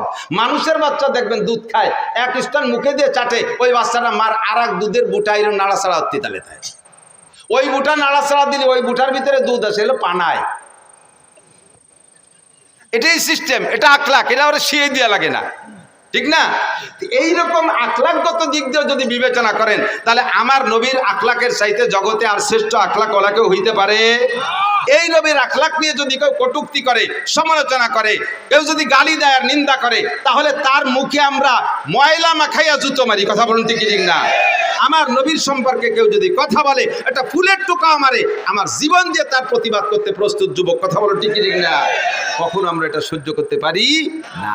এজন্য আপনাকে আমাকে আল্লাহ পাক রব্বুল আলামিন নবী মদিনায় যাওয়ার পরে মহব্বতের সাথে ডাক দিয়ে বলে, ইয়া আইয়ুহাল্লাযীনা আমানু, হে অন্ধ জগতের অটল বিশ্বাসী পাগলরা। কোরআন শরীফের ভিতরে যত আয়াত আছে, ইয়া আইয়ুহাল্লাযীনা আমানু, এই আয়াতগুলো মদিনায় নাজিল হয়েছে। এর অর্থ হলো, হে অন্ধ জগতের অটল বিশ্বাসী পাগলরা, তোমরা নবীর সুন্নতের পর আমল না করলেও নবীর মহব্বত তোমার অন্তরে আছে, তুমি অন্ধ জগতের অটল বিশ্বাসী পাগল। কোন যুবক যদি মুসলমানের সন্তান যদি নামাজ নাও পড়ে, এমনকি কোন যুবক যদি মুসলমানের সন্তান নামাজ নাও পড়ে, রোজা নাও রাখে, টুপি জীবনে পরে নাই, দাড়ি জীবনে রাখে নাই, কোনোদিন সুন্নতে পোশাক পরে নাই, যে কোনোদিন ঢিলাকুলুক ব্যবহার করে নাই, একবারও জীবনে মেশাক মুখে দেয় নাই, কোনোদিন দস্তারখান বিছিয়ে খানা খায় নাই, সুন্নত নামাজ তো দূরের কথা, ফরজ নামাজও পড়ে না, রমজান মাসে রোজা রাখে না, মুসলমানের সন্তান নাম তার জামাল উদ্দিন, বাপের নাম কামাল উদ্দিন, এই মুসলমানের সন্তানের সামনে যদি আল্লাহর নবীরে কেউ গালি দেয়, মুসলমান যুবক বলো, তাহলে তোমার জীবনের শেষ বিন্দু রক্ত দিয়ে প্রতিশোধ নিবা কি নিবা না? নবীকে দেখি নাই, মোহাব্বত আমার অন্তরে আছে, যদিও নফসের ধোঁকায় পড়ে, শয়তানের প্রেমে পড়ে আমি সুন্নতের আমল করতে পারি না। তবে মুসলমান যুবক ভালো করে মনে রাখো, দুনিয়ায় তুমি কার কাছ থেকে আদর্শ শিখবা? এমন একটা মানুষ আল্লাহ দুনিয়ায় পাঠায় নাই যে একটা মানুষের গোটা জীবনের ভিতরে 800 কোটি 1000 কোটি মানুষের সমস্ত মানুষের চলার সংবিধান একজন মানুষ থেকে সম্পূর্ণ আসছে, এমন একজন মানুষ পাবেন না। রবি ঠাকুর বড় পণ্ডিত ছিল, অনেক পাণ্ডিত্যপূর্ণ কথা বলছে, তবে তার একার পাণ্ডিত্য দিয়ে কোনো দেশের সংবিধান তৈরি হতে পারে না। কাজী নজরুল পণ্ডিত মানুষ ছিল, তার পাণ্ডিত্য দিয়ে গোটা বিশ্ব চলতে পারে না। আরও যত বড় বড় বিজ্ঞানী চলে গেছে, একজনের পাণ্ডিত্য আর তার নীতি কথা দিয়া সারা দুনিয়ার মানুষ চলতে পারে না। কিন্তু আল্লাহ একটা মানুষই বানাইছে, যে একটা মানুষের গোটা জীবনের জন্ম থেকে মৃত্যু পর্যন্ত 63 বছরের হায়াতকে যদি কেউ স্মরণ করে, তাহলে 800 কোটি না 8 লক্ষ কোটি মানুষও যদি আসে, তাও ওই একটা মানুষের ভিতরে, একটা মানুষের থেকে সমস্ত মানুষের চলার পাথও সংগ্রহ করতে পারে কি পারে না? সারা দুনিয়ার সমস্ত মানুষের আদর্শ একটা মানুষের ভিতরে। আমার নবীর আদর্শ লক্ষ্য করেন, এদিক তাকান। নবী পাক মানুষকে সালাম দিয়ে সাক্ষাৎ করতেন। কতক্ষণ কি দিয়ে? আর এই ইদানিং কালে এই কবে থেকে শুরু হয়েছে আমি তা কইতে পারি না। জেনারেল সংবর্ধনা, জেনারেল মানে ডিপার্টমেন্টে যারা আছে, সুন্নত বাদ দিয়ে যারা অন্য জাতি আছে, তারা সম্মান প্রদর্শন বা সাক্ষাতের সূচনাটা কি দিয়ে করে? 1 চড় 1 লাথি। সেনাবাহিনীতে দেখেন নাই, হলিন্দে দাঁড়াইছে, অফিসার যখন আসে তখন কি করে? চড় দেখাই দিছে, দিতে পারলাম না, দেখে রেখেন। এরপরে গুম করে একটা লাথি মারে, কই লাথিটাও দিতে চাইছিলাম তা পারলাম না, এই জন্য মাটিতে দিলাম। 1 চড় 1 লাথিতে সম্মান প্রদর্শন, সাক্ষাৎ, এটা কোন আদর্শ হতে পারে? আমার নবীর আদর্শ আফসুস সালাম। সাক্ষাৎ হবে কি দিয়া? জোরে বলেন কি দিয়া? আরে কন্যা কি দিয়া? সালাম হবে, ক্লিয়ার সালাম। বলেন আসসালামু আলাইকুম ওয়া রাহমাতুল্লাহি ওয়া বারাকাতুহু। আমার নবী সালাম দিয়ে, কি সুন্দর কথা না? আপনিও উত্তর দিচ্ছেন ওয়া আলাইকুম আসসালাম ওয়া রাহমাতুল্লাহি ওয়া বারাকাতুহু। সেম একই কথা, একটু উল্টো ভাবে বলছেন, তর্জমা একই। আপনার উপরে আল্লাহর পক্ষ থেকে শান্তি, রহমত আর বরকত নাজিল হোক। বলেন না সুবহানাল্লাহ? আমিও বলছি, আপনিও বলছেন। হুজুর বলেন আফসুস সালাম, বাপে ছেলেরে সালাম দাও, স্বামী স্ত্রীকে সালাম দাও, স্ত্রী স্বামীকে সালাম দাও, সন্তানরা আব্বারে সালাম দাও, দাদায় নাতিরে সালাম দাও, নানায় নাতিরে সালাম দাও, উস্তাদ ছাত্ররে সালাম দাও, ছাত্র উস্তাদে সালাম দাও, চাচায় ভাতিজাকে সালাম দাও, সবাই সালামের প্রচলন দাও। তার মানে দোয়ার প্রচলন দাও। এত মানুষ যদি একে অপরকে দোয়া করে, আসমান থেকে রহমত আর বরকত নাজিল হইতে বাধ্য। পদ্ধতিটা কত সুন্দর না? এরপরে আসেন একটু সাক্ষাতের, একটু মুসাফা করেন, হাতে হাত মিলিয়ে সুন্দর করে একটা জাকি দেন। আমার নবীর আদর্শ, হাতে হাত দিয়ে মুসাফা করে হাতে জাকি দিলে নবী বলেন হাতের থেকে সমস্ত সগীরা গুনাহ ঝরে পড়ে যায়। জাকিটা মাইকে জুবিয়ে দেবেন, আবার বেকায়দা জাকি দেবেন না। তাগলা 7 ফুটে জুয়ন একটা আমার মতো দুর্বল মৌলবীরা যদি হাত ধরেন খোট টান দেয়, তাহলে গুড়াইতে খুলিয়ে যাবে না। এ সিস্টেম না। হালকা করে এমন জোরে দেবেন না যে হাতের আঙ্গুলগুলো কড়কড় করে ভেঙে যায়। সুন্দর করে ভদ্রতার সাথে। আবার অনেকে মুসাফা করে এরকম আঙ্গুলির মাথায় দিয়ে, এটা মুসাফা হয়নি। দুইজনের বৃদ্ধাঙ্গুলের গোড়া এক জায়গায় মিশে যাবে, এভাবে সুন্দর করে হালকা করে একটু মৃদু চাপও দেবেন, হালকা একটা জাকি দেবেন মোহাব্বতের সাথে। সবচেয়ে সুন্দর 2 হাত দিয়ে করা, আপনারও 2 হাত, তারও 2 হাত। আর করোনার পরে তো মুসাফা হয়ে গেছে বক্সিন, দেখছেন না? বক্সিন দিয়ে মুসাফা হয়। বক্সিন হাতে না দিয়ে না হে দেওয়া উচিত। হাতের মধ্যে করোনা ঢুকছে, শয়তানি যত আইসে গেল না কয়ে পারি না। করোনার সময় সুয়াইসে বানাইছে করোনারে, একজনের সাথে একজন কথা বলতে গেলে দূরত্ব বজায় রাখতে হবে। মুখের শ্বাস আর একজনের মুখের ভিতরে চলে গেলে তার ভিতরে নাকি করোনা চলে যায়। আল্লাহর রহমতে করোনার বছর প্রত্যেকদিন আমাদের মাহফিল ছিল। একই মাইকে 5-6 জন বক্তা আমরা ওয়াজ করে গেছি। আমি কথা বলতেছি, হালকা হালকা থুকও ছিটতেছে, ওর মধ্যে যাচ্ছে, শ্বাস যাচ্ছে। আমার পরে আর একজন আসতেছে, প্রায় 500 বক্তার সাথে করোনা সিজনে ওয়াজ করলাম। এর একজনের কি করোনা ছিল না? তো ওর মধ্যে তো আমার নাহের মধ্যে করোনা গেল না। এত করোনা আসে কোন জায়গাতে? সম্পূর্ণ মিথ্যে কথা। স্কুল কলেজ ইউনিভার্সিটি সব বন্ধ করে দিয়েছিল, কেজি কিন্ডারগার্টেন সব বন্ধ, আমাদের মাদ্রাসাগুলো খোলা ছিল। আর মাদ্রাসা খোলা থাকার কারণে কেজি স্কুল প্রাইমারি বন্ধ হওয়ার কারণে ওই সময় ওরা তো যাইতে পারতেছে না, পোলাপান ঠেলিয়ে সব মাদ্রাসায় দিছে। বাড়ি থেকে স্কুলে 5-6 ঘন্টা থাকে, মা বাপ কিছুক্ষণ বিরত থাকে। আর স্কুল বন্ধ, সব বাড়ি থেকে আটা আদাও চানাচুর খাবো, আব্বা আটা আদাও মামা খাবো, আম্মা আটা আদাও বড় মামা খাবো, এ নানা খাবো দাদা খাবো। এ খাতি খাতি মার আসল সব, বাপের পকেট শেষ। দায় ঠিক করে দিয়ে আশেপাশে মাদ্রাসা খোলা আছে নাকি, এ তোর বাড়ি রেখে টিকতে পারতেছি না। দাইবে এসে মাদ্রাসায় দিয়েছে, মাদ্রাসা ওভারলোড হয়ে গেছে, মাদ্রাসার ঘরের জায়গা কম, ছাত্র বেশি, সুতি দেবো কোন জায়গায়, কিভাবে রাখবো? ইলিশ পাইলিং জেলখানার মতো ক্যাসিং দিয়ে ঠ্যাঙের মধ্যে পা উড়িয়ে দিয়ে একটার সাথে একটা মিশাই কাজ করে ঠাইসে পাড়াইয়ে গাদায় চোয়াই তুইছি, একটা নাকের নিঃশ্বাস বেরোইয়া আর একটা নাক দিয়ে পিছন দিয়ে বার হয়ে গেছে, তবু আল্লাহর মধ্যে করোনা হয়নি। কতক্ষণ ঠিক না? বয়তে যারা ডবল মাছ ঠুসি পড়ছো তারাই করোনায় মরছো। ইসলাম, আল্লাহ নবী বলেন ইসলামের মধ্যে সোয়াইছে বলতে কিছু নাই, ইসলামের মধ্যে লক্ষণ বলতে কিছুই নাই, সোয়াইছেও নাই লক্ষণও নাই। রাতের বেলা লক্ষণ রে ভয় পায়, রাতের বেলা বুতুম পাখি ডাকে, আদওয়া হাম এরকা হাম বুম, বুতুম পাখি ডাকলে ওই আরবে প্রথা ছিল, বিল্ডিংয়ের ঘরের উপরে ছাদের উপরে কুক কুক করে ডাকলে কার জন্য আগা বাধা হবে না, রোগ ব্যাধি হবে, কই জন্য এরকম এখনো গ্রামাঞ্চলে তো এই প্রথা চালু আছে। আদৌ বিশ্বাস করবেন না, সে ডাকতেছে রাতের বেলা, সে জিকির করে, কুকু করে জিকির করে, আর আপনি যদি কন যে ও রোগ ব্যাধি ডেকে আনতেছে, তো জিকির করবে কি? আপনি তো না হেতেল যে ঘুমাইছেন, ও তো একটু জিকির করে, তাও যদি আপনার রোগ আনে তাহলে আনলি আনা। কাউটা বাড়ির মধ্যে ডাকতে ডাকতে গেছে, কি যেন দুঃসংবাদ দিয়ে গেল, তা কাউ বাড়ির মধ্যে ডাকতে ডাকতে কি করে কা কা করে ডাকছে না, তা কাউ কি কাকা ছাড়া আর কি কোরআন শরীফ পড়তে পড়তে যাবে? তুমি মুসলমানের জীবনে আলহামদুলিল্লাহ পারো না, আর কাউ রেদি কোরআন শরীফ পড়াচ্ছ, আর সে ডাকলি তোকে যদি গজব আসে তা আসুক, কিছু মনে করবে না, এগুলো কিছুই না, নাথিং। ইসলাম যা বলতে চাইছি, এই সেই শেখে শুরু হয়েছে বক্সিং দে মুসাফা, এটা সম্পূর্ণ সুন্নতের খেলাফ, মুসাফা করবেন নিয়মতান্ত্রিক।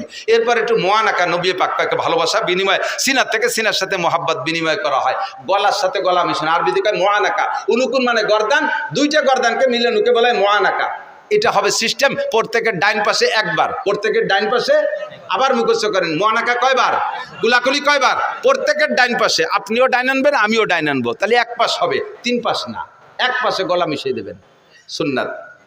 গলা মিশাবেন, পেট না, বুড়ি এত বড়, গলা মিশানো কত কঠিন না, পেটে পেটে দুই ঘষায় দিয়ে ছিল, এটা সুন্নতই নেই। মোয়ানাকা কুলাকুলি, স্বামীতে স্ত্রীর সাথে কুলাকুলি করবে, স্ত্রী স্বামীর সাথে করবে, তাই বলে কোনো দুলোভাই শালীর সাথে মোয়ানাকা করবে না, কুলাকুলি করবে না, ও জায়গা কুলাকুলি করলে কবিরা গুনাহ, জিনার গুনাহ, কথা বলুন ঠিক ঠিক না? স্বামী স্ত্রী কুলাকুলি করবেন, স্বামী স্ত্রী যখন কুলাকুলিতে গলা মিশাবেন, আল্লাহ ফেরেশতাদেরকে বলে, দায়িত্বশীল ফেরেশতাদেরকে, ওই দুডেরে নূরের পর্দায় ঘিরে দাও, ঘিরে দিয়ে তোমরা আর একদিক ফিরে চেয়ে থাকবো, ওদের কিন্তু ফিরবা না, ওরা ওই অবস্থায় সারা রাত যা করুক, ওকে আমল নামায় নফল নামাজ লিখতে থাকো, বলেন না সুবহানাল্লাহ। নবী পাকের আদর্শ সব জায়গায় সুন্দর না অসুন্দর? আমার এক হিন্দু ভক্ত আছে, অনেক হিন্দু ভক্ত আছে, ওই হিন্দু ভক্তরে কইলাম আমাদের ইসলাম তো সব জায়গা আছে, আমি একটা কয়ে দিতে পারি, যেখানে হাত দেবো সেই জায়গায় ইসলাম, সব জায়গায় দোয়া কালাম আছে, আছে না নাই? স্বামী স্ত্রী মিলনের আগেও দোয়া আছে না নাই? আল্লাহুম্মা জান্নিবনা শায়াতিন ওয়া জান্নিবিশ শায়াতিনা ফিমা রাযাকতানা। এসে গেলে একটু বলে যাই, মানুষের যখন স্বামী স্ত্রী মিলনে যায়, তখন চরিত্রহীন শয়তান ওই পুরুষের সাথে ওই একসাথে মিলনে শরিক হয়ে যায়, তখন পুরুষের বীর্যই গর্ভধারণ করবে, কিন্তু শয়তান বা জিন যদি একসাথে করে, তাহলে ওইটার সাথে ওই শয়তানের কিছু আসর থাকার কারণে ওই বাচ্চাগুলো রক চড়া হয়, মিজাজি হয়, একটু উগ্রপন্থী হয়, যেহেতু শয়তান তো গরম আগুনে তৈরি, তার কিছু প্রভাব ওর ভিতরে চলে আসে। এই শয়তানের হাত থেকে আপনার সন্তানকে পবিত্র রাখার জন্য নবী পাক দোয়া শিখে দিয়েছে, দোয়া পড়বা, আল্লাহুম্মা জান্নিবনা শায়াতিন ওয়া জান্নিবিশ শায়াতিনা ফিমা রাযাকতানা, আল্লাহ শয়তানের হাত থেকে আমাকে বাঁচাও, আর আমার যে সন্তান তুমি দিবা এরও শয়তানের হাত থেকে বাঁচাও। এমন একটা মুহূর্ত দোয়া, বাথরুমে ঢোকার সময় আমাদের নিয়ম আছে না নাই? এগুলো সব নবীর আখলাক, আল্লাহ নিজেই বলেছেন, লাকাদ কানা লাকুম ফি রাসূলিল্লাহি উসওয়াতুন হাসানাহ, আমার রাসূলুল্লাহর ভিতরে গোটা মানব জাতির উত্তম আদর্শ রয়েছে। বাথরুমে যাওয়ার সময় নবীর আদর্শ, বাথরুমে বসার সময় নবীর আদর্শ, বাথরুম শেষ করার ভিতরে নবীর আদর্শ, আছে না নাই? বাইরে থাকতে একটা দোয়া, বাম পায়ে দিয়ে বাথরুমে ঢোকা, এগুলো সব সুন্নাত, আমল করলে 100 করে শহীদের সওয়াব, বলেন না সুবহানাল্লাহ। বাথরুমের মধ্যে ঢুকে কিভাবে বসবেন? বাম পায়ের উপরে ভর দিয়ে বসবেন, বাথরুমের ভিতরে যেহেতু একা একা, ও জায়গা তার সাথে কেউ নেই, লুঙ্গিটারে খুলে উপরে কোনো জায়গা বাঁধানোর দরকার হলে বাঁধাই ধুয়ে একটা বিড়ি নিয়ে সুন্দর করে বসবেন, পায়খানার দুমো আর বিড়ির দুমে দিয়ে একসাথে গেলবেন, নবীর সুন্নত না এটা? আর এই সুন্নতের পর আমল করলে হলে আছে না নাই? পায়খানার মধ্যে একজন বিড়ির ভাষা কোন হুজুর নিয়ে থুয়েছে, সর্বনের পিছাম স্ট্যান্ডে যত বাস স্ট্যান্ডে যত বাথরুম আছে, যে দেখুন তার ভিতরে কি পরিমাণ বিড়ির ভাষা, স্কুল কলেজের বাথরুমের ভিতরে পাবেন বিড়ির ভাষা, আল্লাহর রহমতে আমাকে মাদ্রাসার বাথরুমের ভিতরে ঢিলাকুলুক ছাড়া পাবেন না, ঠিক না? হাটহাজারী মাদ্রাসা যখন প্রথম তৈরি হয়েছে, আপনাদের মাদ্রাসার মতো ছোট, হাটহাজারী মাদ্রাসা প্রথম হয়েছে। তা হাটহাজারী মাদ্রাসা একটা ঘর, আর বাথরুম অতটা ভালো না। সে সময় ড্রেন কাইটা বাঁশ দিয়ে বাথরুম বানাইছে, পাহাড়ি সন্ধে বেড়া। এ তো আমরাও সেদিনকে এই তারাই ফুকর মাদ্রাসায় পড়ছি, নাড়াই দিয়ে বেড়া দিতাম। বর্ষাকাল আসলি এই নাড়া উইতি খেয়ে ফেলাই দিত। এক পায়খানায় বসলে 3 পায়খানার মধ্যে আর কেউ বসার কায়দা ছিল না, একটা দিয়ে 3-4 দেওয়া যাইত। এখন ওই বাথরুমের সংখ্যা কম, ছাত্র হয়ে গেছে বেশি। হাটহাজারী মাদ্রাসা, হাটহাজারী মাদ্রাসার ছাত্ররা ফজরের সময় যখন বেশি ভিড় হয়ে যায়, একসাথে চাপ পড়ে, তখন বাথরুম জায়গা না পাই আশেপাশে জমিতে যে বসে পড়ে। পাশের এক জমি লাল করে ফেলাইছে রাগিয়ে, সার লাগবে না বুনে দিছে। কৃষক ওই জমিওয়ালা চাষ দিতে আইছে, গরু নিয়ে আল্লাহ জুড়ি, ওর মধ্যে নামতে পাও দিয়ে জায়গা পাচ্ছে না। এখন আইসা হুজুরির কাছে গরু ওই জায়গায় দাঁড় করে তুই হুজুরে বলতে, হুজুর আইসে দেন আমার জমি কানে একটু শশী দিয়ে যান। কিভাবে নামবো? হুজুর যেতে সত্যি বেকায়দা। হুজুর বলেন যে তো ঘটনা কি, তো তুমি আমাকে পর খেপছো কেন? সব আপনার হুজুররা পায়খানা করছে। হুজুর কয় পায়খানার গায়ে কি হুজুর লেখা আছে? এদেশের গ্রামের মানুষও তো আঁকতে পারে, তোমার সাথে জ্ঞানদাম থাকলে তারা হচ্ছে তোমার জমি নষ্ট হচ্ছে। তুমি আমার তালবি আলিমকে দোষ দাও, না হুজুর তালবি আলিমরাই পায়খানা করছে। আলামত হলো প্রত্যেক পায়খানার সামনে 3-3টে কুলুক, পাবলিকে ও কাম করে না। এই কুলুক দিয়ে বুঝছি না, পায় ঢিলা দেখে বুঝছি না হুজুররা পায়খানা করছে। হুজুর কয় আলহামদুলিল্লাহ। উনি কয় এটা হুজুররা পায়খানা করছে, 3 দিন কুলুক দেখে চিনছি। হুজুর শুনে খুশি দিকে আলহামদুলিল্লাহ। আমার বই ভরে পায়খানা করলে আপনি খুশি হলেন? বাজারে পাগল, তোর পায়খানা সব আমি সাফ করে দেবো, লাস্টে জমি আমি চষে দেবো। আমি যে উদ্দেশ্যে মাদ্রাসা করছি সেই উদ্দেশ্যের একটা বাস্তবায়ন ওখানে হয়েছে। নবীর সুন্নতের পাবন্দি করে। আমার তালবি আলিমকে ঢিলা কুলুকের প্রশিক্ষণ দিছি। তারা যে ঢিলা কুলুক করে, আলেম তালবি আলিম তো ওরকমই হতে হবে, তার পায়খানায় দেখে দিঘা বোঝা যায় যে হুজুরির পায়খানা। হুজুর তো এরকমই হতে হবে, মাদ্রাসা পড়লে এরকমই পড়তে হবে, যারা দেখলে বোঝা যায়, পায়খানা দেখলে বোঝা যায় যে হুজুরির পায়খানা। তা আমার তালবি আলিমদের পায়খানা দেখে যখন বুঝে ফেলাইছিস এটা হুজুরির পায়খানা, ঢিলা আছে, এটা আমার শকরের বিষয়। আমি যে উদ্দেশ্যে মাদ্রাসা করছি সেটা আমার পূর্ণ হয়ে গেছে, এজন্যই শকর আদায় করি আলহামদুলিল্লাহ। তোর পায়খানা সব আমি সাফ করে দেবো, আমি চষে দেবো, চিনতে পারিস না। ভদ্রলোক কয় হুজুর আমার বইও চষা লাগবে না, আমার এই বইরও দরকার নাই, ও জমি আপনারে দান করে দিলাম মাদ্রাসায়। আল্লাহু আকবার। বুজুরগানে দিনের প্রত্যেক কথার ভিতরে আল্লাহ তাআলা বরকত রেখেছে। কথা বলেন ঠিক না? লাকাদ কানা লাকুম ফি রাসূলিল্লাহি উসওয়াতুন হাসানাহ। বাথরুমের ভিতরে যাইয়া বিড়ি খাবেন না, কুত্তয়ও গিন্না রে। মানুষে দাঁড়ায় দাঁড়ায় পেশাব করে আর বিড়ি খায়, পায়খানায় বসে বিড়ি খায়। বিড়ি খায়, খায় কি খায় না? কুত্তয় আল্লাহরে কয় যে আল্লাহ তুমি যে বলো মানুষ বলে আশরাফুল মখলুকাত, আমরা কুত্তরা বড় নিকৃষ্ট। আমার বংশ, কুত্তর বংশের ভিতরে একটা কুত্তরে তুমি দেখাতে পারবা যে খাতি বসে আগে আর আঁকতি বসে খায়? আমরা ও জায়গা আদর্শ বুঝি, খাওয়ার সময় আগা যায় না, আগার সময় খাওয়া যায় না, আমরা ও জায়গা ভাগ করে ফেলি। আরে আশরাফুল মখলুকাত যাদের বার কুরআন নাজিল হয়েছে, যাদের উস্তাদ মুহাম্মদুর রাসূলুল্লাহ সাল্লাল্লাহু আলাইহি সাল্লাম, যাদের উস্তাদ 2.5 থেকে 3 লক্ষ নবী রাসূল, তারা কি আদর্শ শিখলো? পায়খানায় বসে খায়, পেশাব করতে বসে খায়, আর বিড়ি খায়, সিগারেট খায়। এরা বলো মানুষের চাইতে ভালো না মন্দ? আল্লাহ কয় তারা মানুষের চাইতে, মানে কুত্তর চাইতে মানুষগুলো খারাপ। উলাইকা কাল আনাম বাল হুম আদাল্লু উলাইকা হুমুল গাফিলুন। এই জাতীয় মানুষগুলো চতুষ্পদ জন্তুর চাইতে খারাপ। ও সূর্য বুদ্ধি আছে, সে বুদ্ধিটুকু তার নাই। কথা বলুন ঠিক কি ঠিক না? আমার নবীর আদর্শ সব জায়গায় আছে না নাই? খানা খাইতে বসবেন, কোন হাত দিয়ে খানা খাবেন? ডান হাত দিয়ে। দোয়া আছে না নাই? বাথরুমের ভিতরে বসবেন, ওই জায়গায় একটু সারিয়ে আসি, 3টা ঢিলা ব্যবহার করবেন। 3টা ঢিলা বাথরুমে। প্রথম ঢিলাটা পুরুষরা সামনে থেকে পিছনের দিক, দ্বিতীয়টা পিছন থেকে সামনে দিক, তৃতীয়টা সামনে থেকে পিছনের দিক। নারীরা 12 মাস কাল, পুরুষরা গরমকালে এই নিয়ম, শীতকালে তার উল্টো নিয়ম। শীতকালে শরীরটা তো ক্লোজ হয়ে আসে, এই জন্য শীতকালে প্রথম ঢিলাটা পিছন থেকে সামনের দিক, দ্বিতীয়টা সামনে থেকে পিছনের দিক। আর নারীরা 12 মাস কাল, প্রথমটা সামনে থেকে পিছনের দিক, দ্বিতীয়টা পিছন থেকে সামনে, তৃতীয়টা সামনে থেকে পিছনে। নবী সব জায়গায় আদর্শ শিখিয়ে দিয়েছে। ইহুদিরা আব্দুল্লাহ ইবনে সালাম রাদিয়াল্লাহু তাআলা যখন মুসলমান হয়েছে, আরে এদিকে আসেন, আব্দুল্লাহ ইবনে সালাম রাদিয়াল্লাহু তাআলা যখন মুসলমান হয়েছে, উনি ইহুদিদের বড় আলেম ছিল। তো ইহুদির উনার ভক্তবৃন্দ যারা ছিল, তারা আব্দুল্লাহ ইবনে সালামকে বলতেছে, আব্দুল্লাহ তোমারে সহি খাতি ভূতি কিলে, আমাকে পিসাব ছিলে, তোমারে জন্মের হাদিয়া তোফা কত কিছু দিছি, আজকে তুমি মুহাম্মাদের ভক্ত হয়ে গেলে, খয়রাইতে নবীর, ভিক্ষুক নবীর ভক্ত হয়ে গেলে, তোমার নবী কত বড়, আর এই ছোট নবীর মুরিদ হয়ে গেলে। আব্দুল্লাহ ইবনে সালাম কয় আমার নবী, এই নবী মুহাম্মদ নবীদের ছোট, তার আলামত কি? কয় যে কি শিয়ে বলে বিশ্ব নবী বলি, এত বড় নবী, এত বড় নবী, এত বড়, সে মানুষ সেই ডিলা কুলুক শিয়ে বগল সাফ করতে হবে, নোয়াক কাটতে হবে, নাহের লোমটাই নিয়ে উঠতে হবে। এটা বড় মানুষের কথা, এটা ভোলাভানের কথা। আব্দুল্লাহ ইবনে সালাম বলেন আমার নবী বড় নবী, আমার নবী বড় নবী, সব দিক দিয়ে বড়। আল্লাহর আরশ বড়, মুসা নবী বলছে তোরা শুনছিস দেখে নাই, আল্লাহর আরশ বড়, আমার নবী সচক্ষে দেখে আসছে। কথা বলেন ঠিক ঠিক না? জান্নাত বড়, মুসা নবী শুনিয়ে বলছে, দেখে বলে নাই, আমার নবী জান্নাত বড় দেখে আসছে। জাহান্নাম বড়, মুসা নবী শুনিয়ে বলছে, তাই তোরা জানিস, আমার নবী জাহান্নাম দেখে আসছে। সাতটা আসমান অনেক বড়, মুসা নবী জিবরাইলের কাছ থেকে শুনে বলছে, তাই তোরা বলিস, আমার নবী সাতটা আসমান একে একে দেখে আসছে। সিদরাতুল মুনতাহা অনেক বড়, মুসা নবী জিবরাইলের কাছ থেকে শুনে বলছে, তাই তোরা বলিস, আমার নবী সিদরাতুল মুনতাহা দেখে আসছে। যত বড় তাও আমার নবী বলে, যত ছোট তাও বলে। আর নবী মুসলিল ওয়ালিদিহি ওয়ালাদিহি, নবী হলেন সন্তানের জন্য আব্বার মতো। ইউআল্লিমুনা কুল্লা শাই, আব্বা যেমন সন্তানকে সবকিছু শিখায়, আমাদের নবীও সবকিছু শিখায়। হাত্তাল খেরা, এমনকি আমাদের পায়খানা বসতে হবে কিভাবে তাও শিখায়, ঢিলা কুলুক ধরতে হবে তাও কিভাবে তাও শিখায়। কথা বলুন ঠিক ঠিক না? আরে ভাই, পীর সাহেবের কাছে মুরিদ হয়েছেন 19 বছর, পীর সাহেবের কাছে মুরিদ হয়েছেন 19 বছর, খালি বছরে 2 বার যান আর আসেন, আর খান আর পিকনিক করে এটি চলে আসেন। আসার সময় কম্বল টম্বল রুমাল টুমাল কিছু পাগড়ি পুগড়ি কিনে নিয়ে আসেন। বাকি পীর সাহেব 19 বছরে আপনার 19টা নামাজ ভাঙ্গার কারণ শিখাই নাই, 13টা নামাজের ফরজ শিখাই নাই, 14টা নামাজের ওয়াজিব শিখাই নাই, 28টা নামাজের সুন্নতে মুআক্কাদা তা আপনারা শিখাই নাই, ওযুর ফরজ 4টি, গোসলের ফরজ 3টি, তায়াম্মুমের ফরজ 3টি শিখাই নাই, ওযু ভাঙ্গার কারণ 7টা তা আপনারা শিখাই নাই। আল্লাহু আকবার। নবী আলা প্রশিক্ষণ দাওয়াত ও তবলিগের মধ্যে আছে। মাত্র 3 দিন 5 দিন 7 দিন 10 দিন একটা চিল্লা লাগাইলে তবলিগের ভিতরে নবী আলাইহিস সালাম যেমন সাহাবা ইকরামদেরকে হাতে ধরে এগুলো শিক্ষা দিয়েছে, তবলিগের মধ্যে এগুলো শিক্ষা আছে না নাই? একটু জোরে বলেন আছে না নাই? আপনি আমলিগ করেন, বিএনপি করেন, জামাত করেন, জাতীয় পার্টি করেন, এটা আপনার রাজনৈতিক ফাংশন, সে জায়গায় আমি হাত দিচ্ছি না। বাকি তবলিগের ভিতরে এরকম হাতে ধরে শিক্ষা আছে না নাই? এটা নবীওয়ালা শিক্ষা। লাকাদ কানা লাকুম ফি রাসূলিল্লাহি উসওয়াতুন হাসানাহ। নবী পাক মক্কায় ছিলেন, হযরত দারে আরকাম রাদিয়াল্লাহু তাআলা আনহুর বাড়ি মাদ্রাসা ছিল। ওই জায়গা 40-42 জন সাহাবাকে নিয়ে হুজুর পড়াইতেন। এই দারে আরকামে থাকা অবস্থা হযরত ওমর রাদিয়াল্লাহু তাআলা ইসলাম গ্রহণ করছে। মক্কা থেকে মদিনায় হিজরত করে যাওয়ার পরে হুজুরের মাদ্রাসা ছিল মসজিদে নববী। মাদ্রাসার নাম কি? আল্লাহু আকবার। উম্মত কত বড় চালাক, যখন শুনছে মাদ্রাসার নাম আর আগে তো একটু কালেকশনে সোয়াই দিয়ে থুইছি, টের পাইছে আর মনে হয় মাদ্রাসার দিকে চলে যাবে, কাজেই চলো আশ্বাস, অস্ত আগেই সামনেই রয়েছে, মাঝে এইটুকু এসে গেছে, তাই বলি এটা নবীর আখলাক না?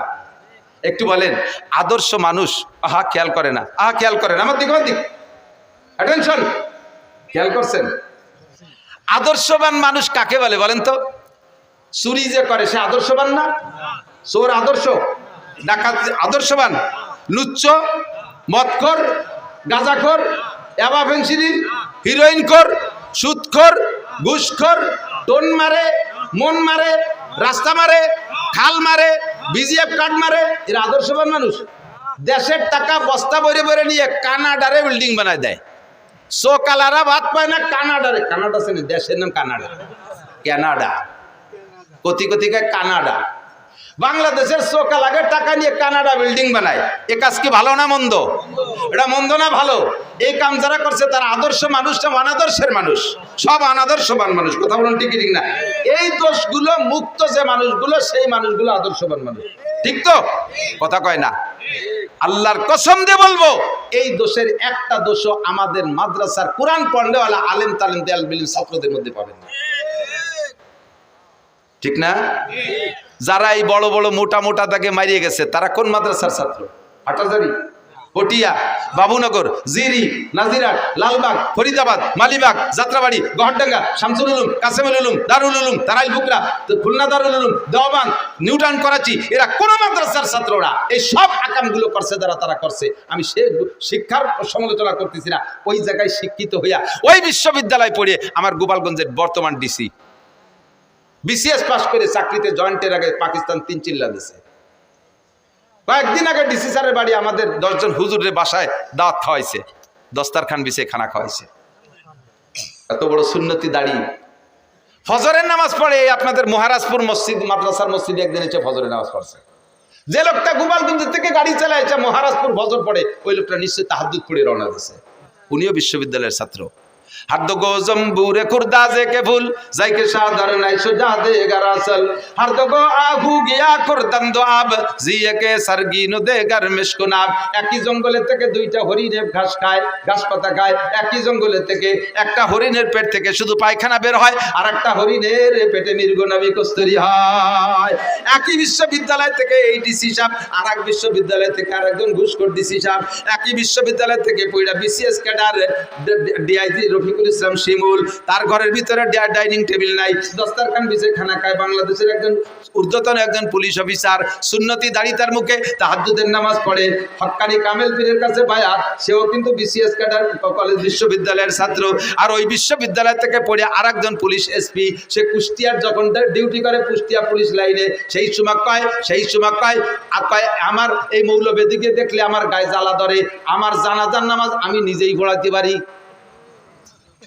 কিছু ওজে নেই, ওর জানাজা বলে ওই পড়াতে পারে।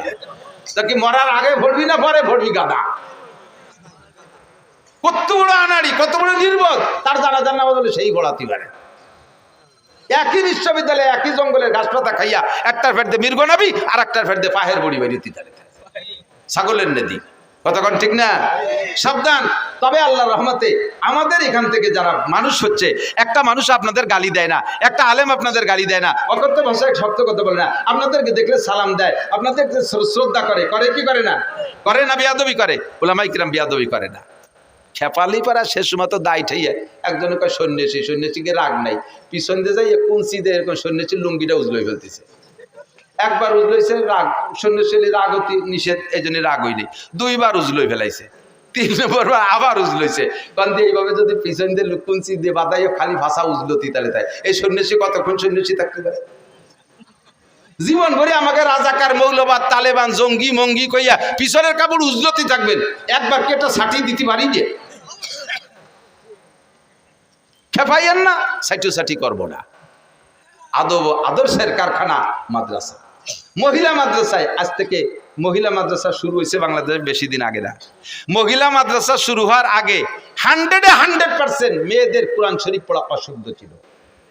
এখন মহিলা মাদ্রাসার মাধ্যম দিয়ে হাজার হাজার মেয়েরা মুহাদ্দিস অভিহিকওয়ালা হাদ্দাসানা পড়াইতে শিখে গেছে। মহিলাদের কোরআন শরীফ শুনলে আপনি আশ্চর্য হবেন, ওদের ব্রেন ভালো, মাত্র 1-1.5 বছরের মধ্যে হাফেজ হয়ে যাচ্ছে। আল্লাহু আকবার। আগে বোরকা পরতো, সে আগে একেবারে আগের মা বোনরা তো একটু ব্যতিক্রম ছিল, তারা তো খাস পর্দা করতো। মাঝে একটা টাইম এসে গেছিল বোরকার নামে ফ্যাশন, মশারি দিয়ে বোরকা বানায়। মশারির মধ্যে দাঁড়ালি পারা সবটা দেওয়া যায় না, তো মশারিতে বোরকা বানালি কি পর্দা হয়? হয়তো তোরে বাগাইনে মশারিতে মশাই কামড়াবে না, মশারিটা নাইছে গায়ে, দো পাইয়ে গাঁজা খা, মশার কামড়িতে বাঁচতে পারবি না। এই অনাদর্শ, কুআদর্শ, এগুলো বিলুপ্ত হয়েছে আল্লাহর রহমতে মহিলা কওমি মাদ্রাসার ওসিলায়। ঠিক কি ঠিক না? মহিলা মাদ্রাসার ওসিলায় আদর্শ শরীয়ত সম্মত পর্দার বোরকা মা বোনরা শিখে গেছে, মহিলারা কোরআন শরীফ পড়া শিখছে। আল্লাহু আকবার। ও দোস্ত, আগে এত মাদ্রাসা ছিল না, আল্লাহর রহমতে মাদ্রাসা বাড়ছে, আলেম ওলামা বাড়ছে। নবিয়া পাক মসজিদে নববীতে মাদ্রাসা বানাইছে, ছাত্র ছিল 460 জন। আরে বলেন এদিক তাকান, নবিয়া পাকের মাদ্রাসার ছাত্র কয়জন? 460 জন। ছাত্র কেডা জানেন? জামাল কামাল, লালটু বল্টু, জুয়েল টেল, টুলু লুলু এগুলো না। আবু বকর, উমর, উসমান, আলী, তলহা, জুবায়ের, বেলাল, আম্মার, সোহেব, আবু হুরায়রা, আব্দুর রহমান ইবনে আবু বকর, আব্দুল্লাহ ইবনে ওমর, আব্দুল্লাহ ইবনে আব্বাস, তারপরে সালমান ফারসি, আব্দুল্লাহ ইবনে সালাম রাদিয়াল্লাহু তাআলা আনহুম, আবু হুরায়রা, এই জলিলুল কদর 460 জন ছাত্র নবী পাকের ছাত্র ছিলেন, মসজিদে নববীর ছাত্র তারা। আর মদিনায় যত স্থানীয় ছিল তাদের ক্ষেত খামার হলো, ফসল তো ছিলই, সবচেয়ে বড় ফসল হলো খেজুর গাছ। হুজুর বলছেন, তোমরা খেজুর কাইটা প্রত্যেক 10 কানির 1 কান খেজুর এই মসজিদে ঝুলে দিয়ে যাবা আমার এই আনসার, আমার এই মুহাজিরিন তালবি আলিমদের জন্য, আমার এই 460 জন ছাত্রের জন্য তোমরা খেজুর দিয়ে যাবা প্রত্যেক 10 কানি 1 কান। জোরে কন্যা সুবহানাল্লাহ।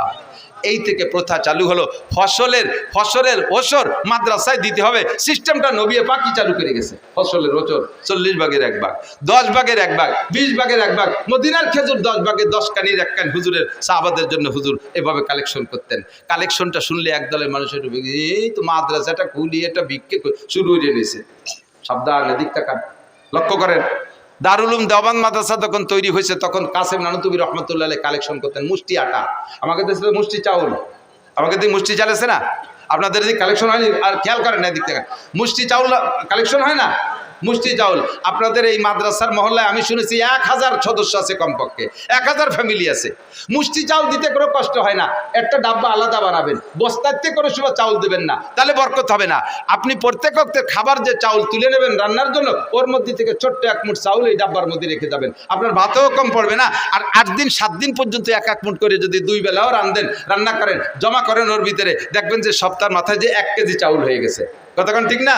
এই 1 কেজি চাউল দিয়ে আপনি জান্নাত কেনেন। হযরত কাসেম নানুতুবি রহমাতুল্লাহ মুষ্টি আটা কালেকশনে পাঠাইতেন এলাকায়, দেওবন্দ এলাকায়।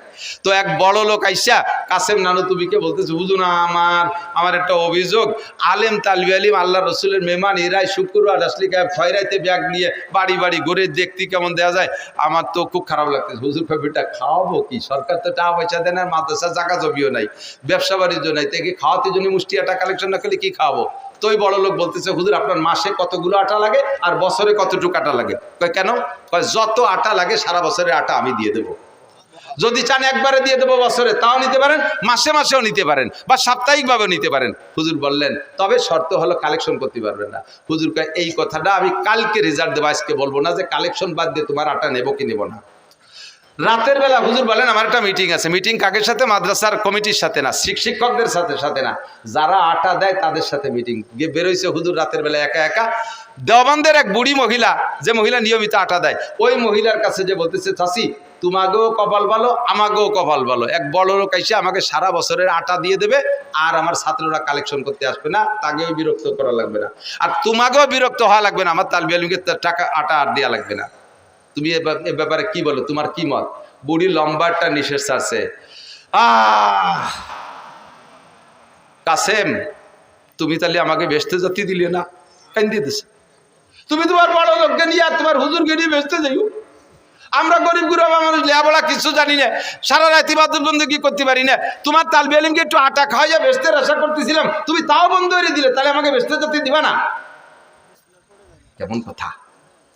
বুড়ির এই কথায় নানুতুবি কয়, বুড়ি সারা পৃথিবী যদি দেওবন্দ মাদ্রাসা নামে লিখে দেয়, তাহলে মুষ্টি এটা কালেকশন চলবে, কারণ এর মাধ্যমে হাজার হাজার মানুষের জান্নাতে যার একটা দরজা খুলে যায়। কথা বলেন ঠিক ঠিক না?